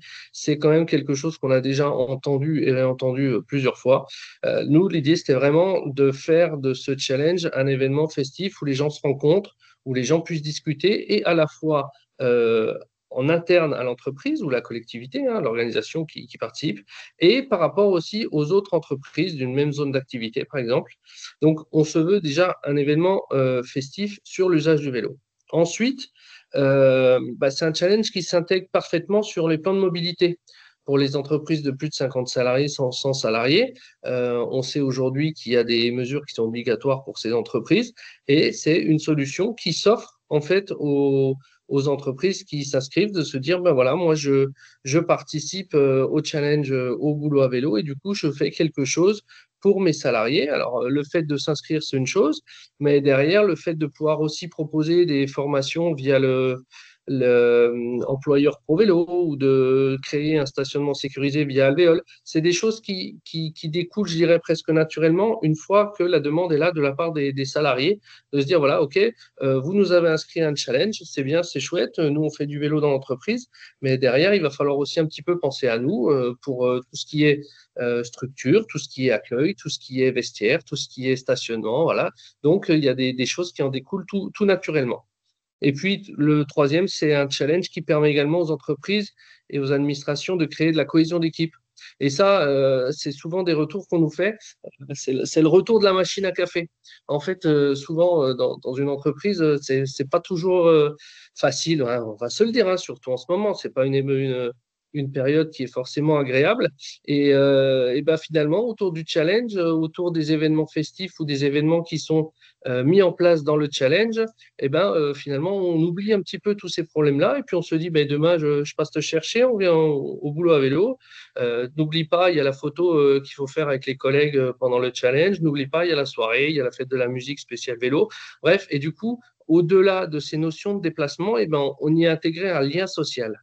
Et je dirais que la fonction première du challenge, qui était vraiment de faire basculer les salariés des entreprises, des collectivités sur de la mobilité vélo, aujourd'hui, elle s'équilibre avec ce côté lien social entre les entreprises. Et si on ne peut pas avoir l'un sans l'autre. C'est comme on ne peut pas avoir de plan vélo où on met que des aménagements cyclables en place. Il faut qu'il y ait des services vélo qui aillent avec. Et du coup, sur ce challenge, on s'est aperçu que euh, faire de la promotion pour que les gens prennent le vélo, oui, mais il fallait y intégrer ce lien social. Voilà. Alors, très rapidement, hein, pour pas vous, c'est un règlement qui fait quand même quelques pages, mais je vous l'ai résumé là en 4 points. Pour s'inscrire au challenge, eh ben, c'est assez simple puisqu'il y a que une adresse simple et unique qui s'appelle Au Boulot à Vélo, où un référent va s'inscrire pour sa structure. Une fois que la personne sera inscrite, il va recevoir un lien d'inscription qui transmettra à l'ensemble des salariés de la structure et ça permettra à l'ensemble des salariés de la structure de s'inscrire sous le compte de l'entreprise. La règle de calcul, elle est très simple. On n'est pas là pour faire des kilomètres. L'idée, c'est pas d'aller chercher la personne qui va s'entraîner pour le triathlon ou pour sa sortie du dimanche ou pour sa compétition du dimanche. L'idée, c'est vraiment d'aller chercher les personnes qui sont là, qui n'ont pas réfléchi à se dire, tiens, ça pourrait être sympa de prendre le vélo. Alors, pas toute l'année, hein. On n'est pas là pour que les gens fassent du vélo toute l'année. On est conscient que les gens ont aussi besoin de leur voiture. On est conscient que les gens peuvent prendre les transports en commun, ils peuvent être piétons, mais quelques jours dans l'année, sur les beaux jours, eh ben, ça pourrait peut-être être intéressant de prendre le vélo, au moins pour essayer. Et du coup, c'est pour ça que le score est calculé sur, d'une part, le nombre de kilomètres parcourus, mais on met surtout en avant le nombre moyen de déplacements journaliers sur l'effectif total de l'établissement. Donc, en fait, tout simplement, ça sera plus bénéfique pour l'entreprise au niveau du règle de calcul, de faire des déplacements de quelques kilomètres plutôt qu'un seul déplacement de beaucoup de kilomètres.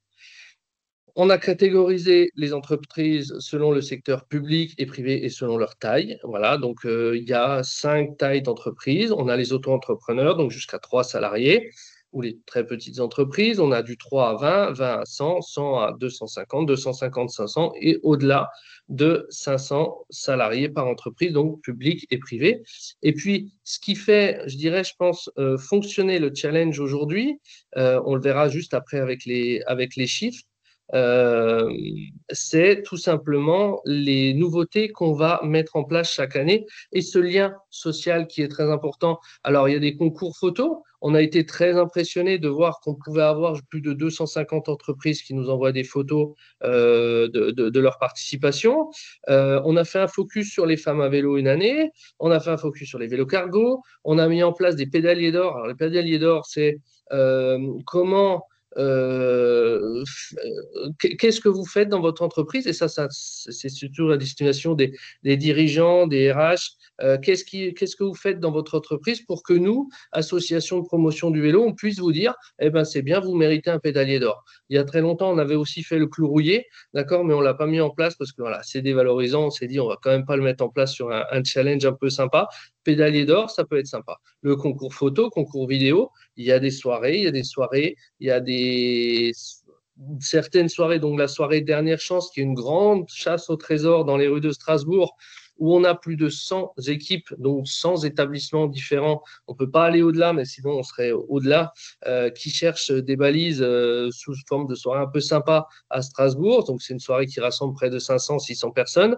On a un grand concours de recherche de balises sur un thème sur l'Eurométropole de Strasbourg.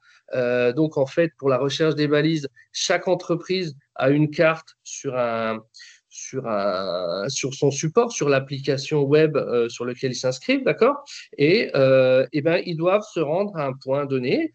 Il y a 50 balises à trouver sur l'Eurométropole de Strasbourg et c'est un travail à faire en équipe. C'est-à-dire qu'un collègue va aller chercher une balise, va noter le numéro de la balise, va le rentrer sur la web app, sur son compte. Voilà, et ça nous permet, nous aussi, de faire découvrir le patrimoine, de faire découvrir tout ce qui est parc, jardin. On a des thèmes tous les ans là-dessus. Et ça nous permet aussi de voir que plus de 30 000 balises sont validées tous les ans par les participants du challenge au boulot à vélo. 30 000 balises, c'est beaucoup, hein, c'est 30 000 passages. Voilà. Là, on a fait aussi de la récupération de vélos d'épave. Bon, je ne vous ai pas tout mis, mais tout ça, c'est des nouveautés qui intègrent et qui donnent un certain poids aussi à l'action. Alors, je ne vous ai pas mis les chiffres avant, tout simplement parce que je pense que vous disiez tous à ce moment-là de la présentation, mais ça représente combien de personnes ce challenge? Alors, quand on a commencé en 2009, quand je vous ai dit que les collectivités et les entreprises n'y croyaient pas forcément, on avait 12 entreprises ou administrations qui ont participé sur la région Alsace, donc les départements Haut-Rhin-Bas. En 2017, on est monté à 200 entreprises. 5 000 participants. En 2019, 392 avec 10 000 participants. En 2022, 700 entreprises, 15 000 participants. En 2024, 896 entreprises sur l'Eurométropole de Strasbourg uniquement et 18 900 participants. Voilà, l'objectif cette année, c'est clairement d'avoir 1000 entreprises ou administrations qui participent pendant un mois au challenge. Mais allez, là, la question que vous alliez me dire, c'est oui, mais dans ces 1000 entreprises, vous allez toucher uniquement des cyclistes du quotidien. Eh bien non, pas tout à fait, parce qu'on a cherché à comprendre qui participait au challenge. Est-ce que c'est des gens qui prennent leur vélo tous les jours pour faire leur domicile-travail, ou alors c'est des gens qui finalement vont tenter l'expérience de prendre le vélo. Et on va le voir juste après. Alors, je voulais juste mettre une petite analyse qualitative sur le challenge, hein. Donc, je vous ai parlé des news. Forcément, il y a de la communication, il y a pas mal d'outils qui sont mis à disposition, il y a des newsletters. Vous voyez quand même que la note générale de satisfaction est de 7,75 sur 10 en moyenne.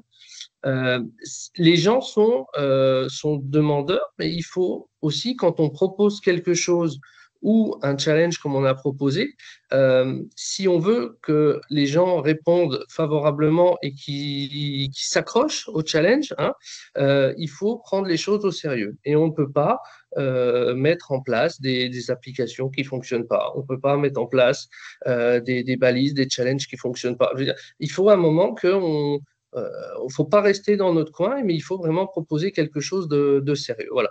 Donc, ça, c'est quelque chose pour nous, quand on était à 7,75, là, c'était en 2022, il me semble qu'on avait fait cette analyse-là. Et pour nous, 7,75, ce n'était pas suffisant. Parce que si on voulait aller chercher d'autres personnes, il fallait qu'on soit au-delà de 8, 8,5. Donc, c'est ce qu'on essaye de faire. On y est arrivé dans les années là, 2023, 24, 25. Mais il faut quand même, voilà, il faut savoir se remettre en cause, il faut savoir proposer un challenge aussi qui est en lien avec tout ce qui est climat, tout ce qui est sociologie, tout ce qui est tout ça. Donc, on a réussi à redresser parce que c'était pas non plus la cata, hein, quand vous avez 7,75, ça va, c'est quand même correct. Mais pour nous, si on arrive à ne pas descendre en dessous des 8,5, 9, voilà, c'est ce qui est prévu. Au niveau de la parité et des âges, eh ben écoutez, moi je vous ai pas mis le petit graphe là sur la parité parce qu'il y a autant d'hommes et de femmes qui participent au challenge au boulot à vélo. C'est exactement la même chose. Par contre, au niveau des âges, hein, vous voyez que c'est un petit peu différent. Donc entre le 16-25 ans, 25-35, 35-45, on est à 25, 27, 28, c'est quasiment la même chose. Voilà. Et puis après, sur des 55, 65 ans, qui est un petit peu moins, ça peut aussi se comprendre avec ce qui est départ en retraite ou autre qui est un peu plus tôt. Bref, voilà. Alors, la question donc, que je vous avais posée tout à l'heure, c'est de savoir qui participait donc, sur les challenges. Et ben, quand on a fait ce questionnaire de satisfaction, alors la première chose où on a été content, c'est que 2017-2018, bon, je vous ai mis 2018, mais c'était le même en 2022, c'est que vous voyez que 97% des personnes qui participent, et on l'a vu dans le nombre de participants sur les éditions là veulent bien reparticiper les années d'après. Donc c'est pour ça aussi que ça nous fait grandir le nombre d'entreprises et de personnes qui participent. Mais là où ça devient vraiment intéressant, et c'est pour ça qu'on est aussi soutenu par les collectivités, c'est que sur les années 2022, 2023, 2024, on a enregistré plus de 2500 nouveaux cyclistes chaque année. Ça veut dire que quand on leur a demandé si à ces 2500 cyclistes, s'ils avaient déjà pris le vélo pour faire leur déplacement de domicile-travail, eh ben, ces 2500 personnes nous ont dit non, je n'ai jamais pris le vélo pour faire les déplacements domicile-travail. Mais grâce au challenge, eh ben, j'ai essayé et on a pu voir aussi derrière que 50% d'entre eux, donc à peu près 1250 cyclistes, continuent de prendre leur vélo donc plus régulièrement depuis leur participation au challenge.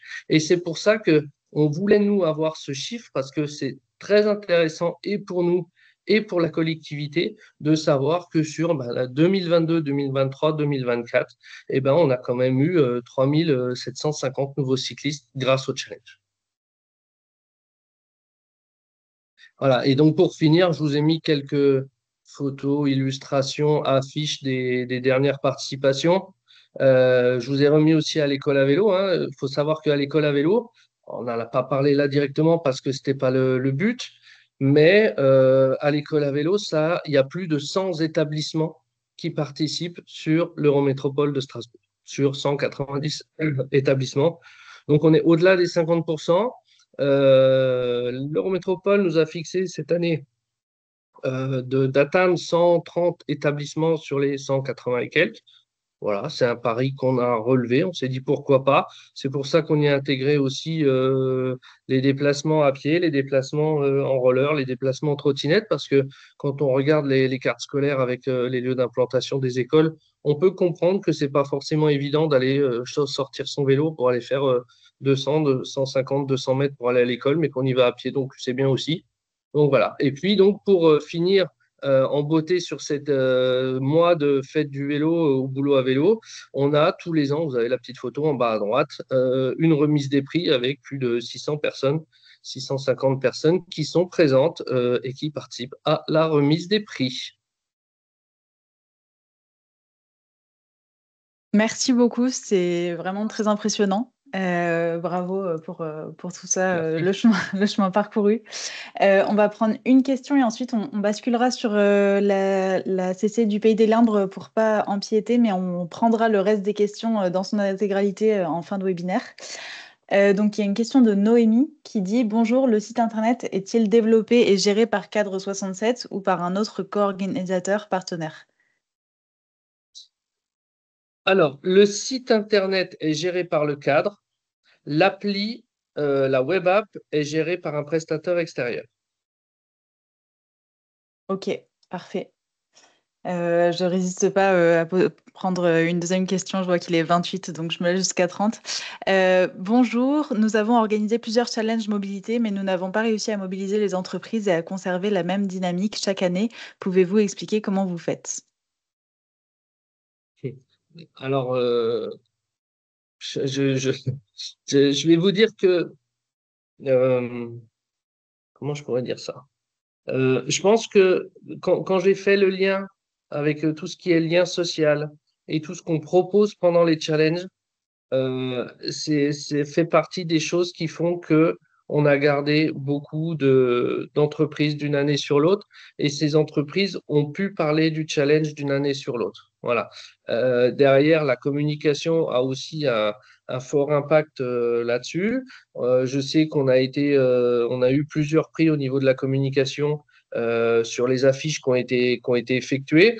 Voilà. Donc, je pense, mais le plus important, la communication, c'est une chose, mais je dirais que le plus important, c'est quand même de pouvoir apporter dans un challenge mobilité du lien social, de la découverte, apporter aussi tout ce qui est balise qui peut être fait avec les enfants. Voilà. Et moi, si j'ai un regret aujourd'hui, c'est de pas avoir commencé le challenge à l'école à vélo et compagnie quasiment en même temps que le challenge au boulot à vélo. Parce que si on avait commencé en même temps, on aurait bouclé la boucle entre les enfants qui auraient été à l'école à vélo et les enfants et les adultes, enfin, les jeunes adultes et les adultes qui auraient commencé dans le monde professionnel aujourd'hui. Et je pense que si on avait pu faire cette bascule, les chiffres ne seraient pas ce qu'ils seraient aujourd'hui, ils seraient encore plus impressionnants, importants. Et voilà, c'est pour ça qu'on continue, mais du coup, on va bientôt y arriver. Super, merci beaucoup. On prendra donc les dernières questions qui arriveront en fin de webinaire. Je vais appeler du coup Maëlle de la Comcom du Pays des Limbres. Est-ce que vous pouvez nous partager votre écran? Yes.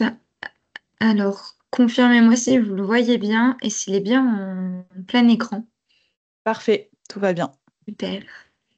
Bon, du coup, enchantée. Bonjour, Maëlle Balandresse. Donc, je suis chargée de mission mobilité durable et inclusive à la communauté de communes du Pays de Limbres.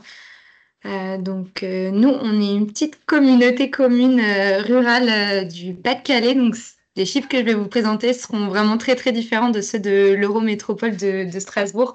Qu'on est un petit territoire de 24 000 habitants. C'est un territoire qui est rural, avec une présence de la voiture et de l'autosolisme qui est très, très importante. La plupart de nos foyers ont 2 voitures et utilisent les 2 ou pas. Je reviendrai sur ce sujet. Hop. On a une stratégie de mobilité depuis quelques années, ce qui est depuis 2018-2019, suite aux révisions du plan local d'urbanisme intercommunal et la création, et l'avancement sur le PCAET. Et on est autorité organisatrice de mobilité depuis 2021. Et nos élus, suite à pas mal de moments de concertation avec les habitants, ont vu que la mobilité, c'était vraiment un enjeu pour nos habitants. Ils ont décidé vraiment de lancer une politique de mobilité sur notamment les modes doux, la mobilité collaborative et sur des véhicules moins émetteurs en gaz à effet de serre.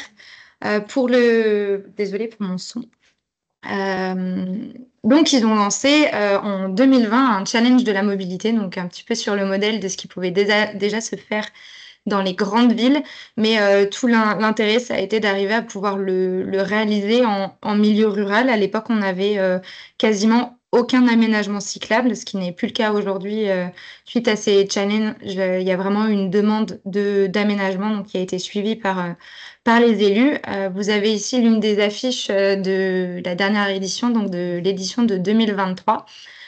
C'est inspiré d'un défi qu'on avait déjà fait sur le zéro déchet. L'idée, c'était de proposer aux habitants, autant des familles que des personnes seules, que des amis, de monter soit en groupe ou soit tout seul, de participer à un challenge. Donc, sur 6 semaines, l'objectif, c'était d'utiliser le moins possible la voiture. Donc, il y avait une sorte d'analyse des déplacements qui était faite en amont, directement avec les personnes qui souhaitaient participer au challenge. On faisait passer un questionnaire, on les a questionnés sur voilà, quel déplacement vous faites, avec quels moyens de transport, etc.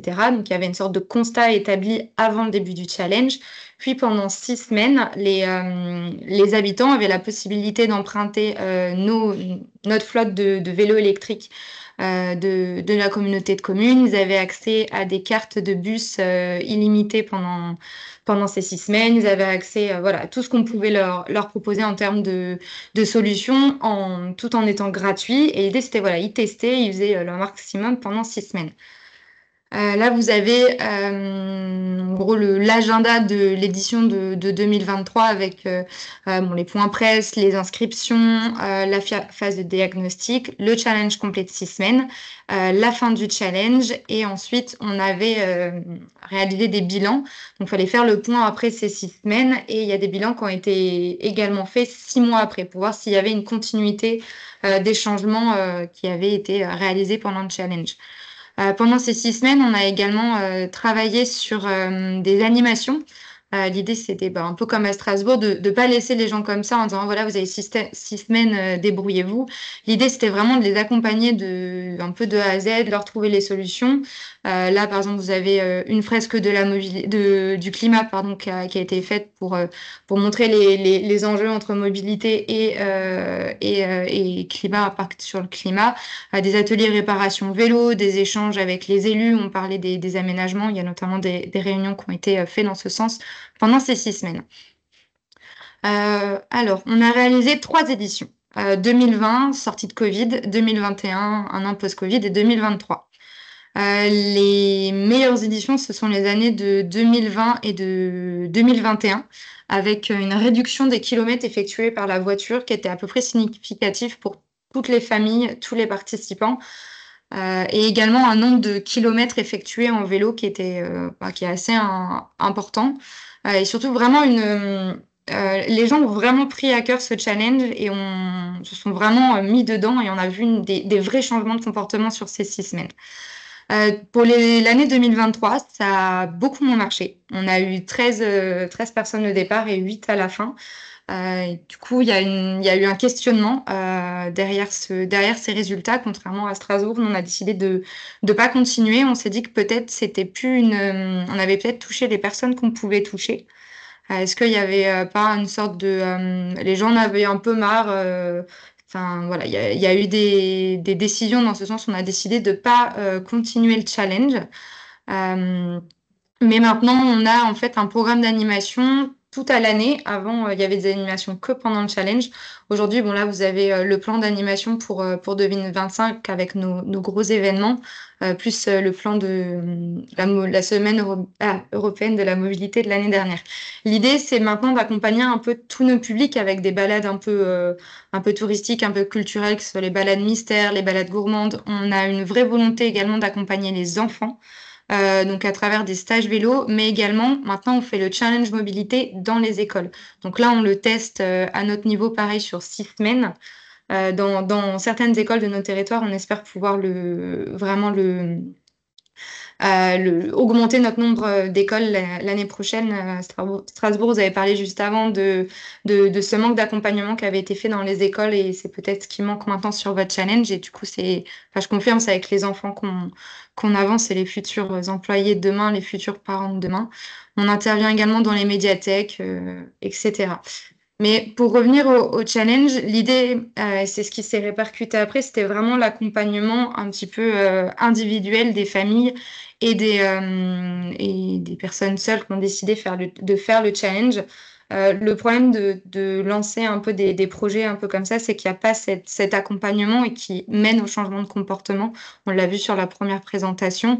Le fait d'accompagner les gens, de leur montrer des solutions, que ce soit le bus, mais surtout le vélo, qu'on a décidé de développer sur notre territoire, c'est vraiment ce qui a fait qu'il y a eu des résultats aussi importants sur les premières années. Et même la dernière année, on a une part modèle du vélo qui a vraiment augmenté. Si on n'avait pas eu, je pense, cet accompagnement vraiment avec les gens, on n'aurait pas eu les mêmes résultats. J'ai essayé de faire court vu que j'ai vu qu'on avait un temps un petit peu plus imparti qu'avant. Voilà, je ne sais pas si vous avez des questions. On est vraiment un petit territoire. Du coup, c'est vrai que les proportions sont pas aussi grandes qu'à Strasbourg. Mais on a des contraintes qui sont différentes. On a très peu d'aménagements cyclables. Les distances sont beaucoup plus grandes. Et les pôles d'emploi sont aussi assez éloignés des zones d'habitation. Super, merci beaucoup. Donc, n'hésitez pas à nous poser vos questions dans le chat. Il y en a 2 auxquelles que je vais énoncer, mais qui étaient, je pense, plutôt pour la précédent Rex. Donc, c'était une question de Delphine pour le 467 sur quels sont les prix. Alors, au départ, vu que c'était un challenge vélo, on a fait gagner des vélos. Euh, et finalement, on s'est dit, on va faire gagner autre chose parce que les gens, ils ont déjà pédalé pendant un mois et ils en ont peut-être marre d'avoir des vélos. Alors, du coup, on s'est tourné, voilà, on a cherché et finalement, pour les entreprises, on s'est dit, ça serait bien d'avoir de la visibilité. Euh, et du coup, on a fait gagner des baby-foot. Des baby-foot sérigraphiés au boulot à vélo. Et du coup, sur le côté du baby-foot, on avait écrit certains ont pédalé, maintenant vous allez pouvoir en profiter. Voilà. Deux, trois petites punchlines comme ça, un peu sympa. Derrière, on a fait aussi après des colis avec je dirais les coopératives locales sur des colis avec des différents aliments, différentes boissons. Voilà, on essaye de trouver en fait toujours des petites choses qui vont être mises en place dans les entreprises et qui vont faire en sorte que les salariés qui vont s'en servir auront verront que c'est des personnes qui ont pédalé et ces personnes qui ont pédalé ont gagné des petits lots, voilà, et ces lots sont là aujourd'hui à disposition. Merci. Il y a une autre question d'âge qui dit: cycliste domicile-travail depuis 26 ans, je croise autant de cyclistes, mais de plus en plus de trottinettes électriques. L'enjeu n'est-il pas aussi de prendre en compte ces nouveaux usages? Alors, nous, je Alors, sais sur qu'on n'est pas l'Eurométropole de... vraiment. Vas-y, vas-y. Ouais. Ah, pardon, c'était pour vous? Allez-y, Les Non, deux, vous c'était pouvez pour tous nous. les deux prendre. allez-y, je vous en prie, allez-y, et puis j'irai après. Bah, nous, on est très peu concernés par les trottinettes électriques en milieu rural. C'est vraiment une problématique de ville. Nous, notre ville, enfin, notre village le plus grand, c'est 3000 habitants. Donc, très peu de trottinettes et du coup, on reste plutôt sur le vélo. Et donc, nous, sur l'Eurométropole de Strasbourg, en fait, on a milité depuis, ça doit faire 7, 8, 6, 7 ans, je dirais à peu près à l'arrivée des premières trottinettes, pour pas qu'il y ait de mise en place de trottinettes en libre service. C'est une demande, ça va être une demande forte des associations, ça a été soutenu par les politiques à l'époque, et du coup, on n'a pas beaucoup de trottinettes sur les aménagements cyclables parce qu'on a déjà pas mal de cohabitation entre piétons, de soucis de cohabitation entre piétons et cyclistes, donc on n'en a pas énormément. Voilà, c'est pour ça qu'on a systématiquement sorti les trottinettes du challenge au boulot à vélo. Et puis après, nous, on est une association vélo, donc on met en place des actions pour le vélo. Voilà. Merci beaucoup. Il y a une question qui est plutôt une remarque sur les nudges. Ce serait plutôt pour Xavier, je pense. C'est un commentaire qui est assez long. Ouais. Non, en fait, c'est un classique dans l'approche nudge qui souligne l'importance de la version à la perte, où il vaut mieux parler aux gens de ce qu'ils risquent de perdre que de ce qu'ils gagnent, parce que ça fait plus d'effet. Et que dans cette perspective-là, cette personne donnait l'exemple d'une manière de communiquer avec les individus pour justement valoriser ce qu'ils pourraient perdre à ne pas en faire. Et j'étais aussi tout à fait d'accord avec le fait que ça évitait la discussion morale et jugement, parce qu'on est sur une histoire de bénéfice pour soi, quoi. Voilà. Merci. N'hésitez pas à écrire les questions qui vous viennent ou bien à directement lever la main si vous avez des questions à adresser à l'oral pour qu'on puisse activer votre micro. Ouais. Bah... Oui, alors moi, j'ai juste une proposition, Oui. parce que souvent, il y a des collectivités ou des villes moyennes qui nous disent votre challenge, c'est top, mais bon, nous, on n'a pas les moyens de le réaliser à notre échelle, que ce soit pour les assos FUB ou pour les autres assos. On invite 100 entreprises, collectivités, administrations en dehors de l'Eurométropole de Strasbourg à participer au challenge. Donc, au moment où les inscriptions seront lancées, c'est-à-dire le 12 mai 2025, les 100 premières, s'il y en a 112 ou 115, on ne va pas faire de chichi sur les 15 qui débordent, d'accord?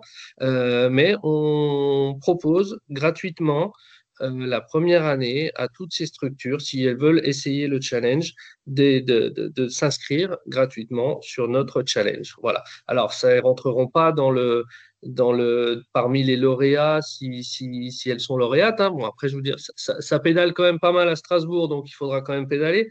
Mais voilà, vous êtes invité gratuitement à participer sur la première édition du challenge. Super, merci beaucoup pour ce petit appel. Donc, en attendant les prochaines questions que vous pouvez avoir, on vous conseille, on vous demande, si vous avez un petit peu de temps, de répondre au questionnaire de satisfaction. Donc, c'est un moyen pour nous de nous aider à nous améliorer d'une fois sur l'autre pour être sûr que nos webinaires soient toujours satisfaisants, intéressants pour vous. Donc, n'hésitez pas à remplir ce questionnaire. Et on voulait vous parler aussi un petit peu des prochains rendez-vous qui sont à votre disposition en tant que lauréat à Vélo 3. Donc, on vous a remis dans le chat tous les différents liens pour vous y inscrire. Au mois d'avril, la session de l'Atraine du 15 avril est complète, mais vous avez l'opportunité de vous inscrire justement pas très loin de chez Fabien, à Vendeuvre-lès-Nancy le 29 avril.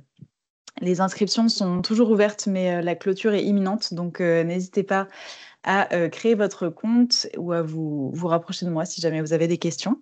Et en termes de webinaire sur avril, il nous restera aussi le 22 avril un webinaire sur tout savoir sur le service location longue durée. Donc, ça fait aussi le lien avec le webinaire d'aujourd'hui dans la mesure où c'est un service qui peut aider, comme on le disait, à passer la première marche de l'essai pour voir si c'est une mobilité qui peut nous convenir.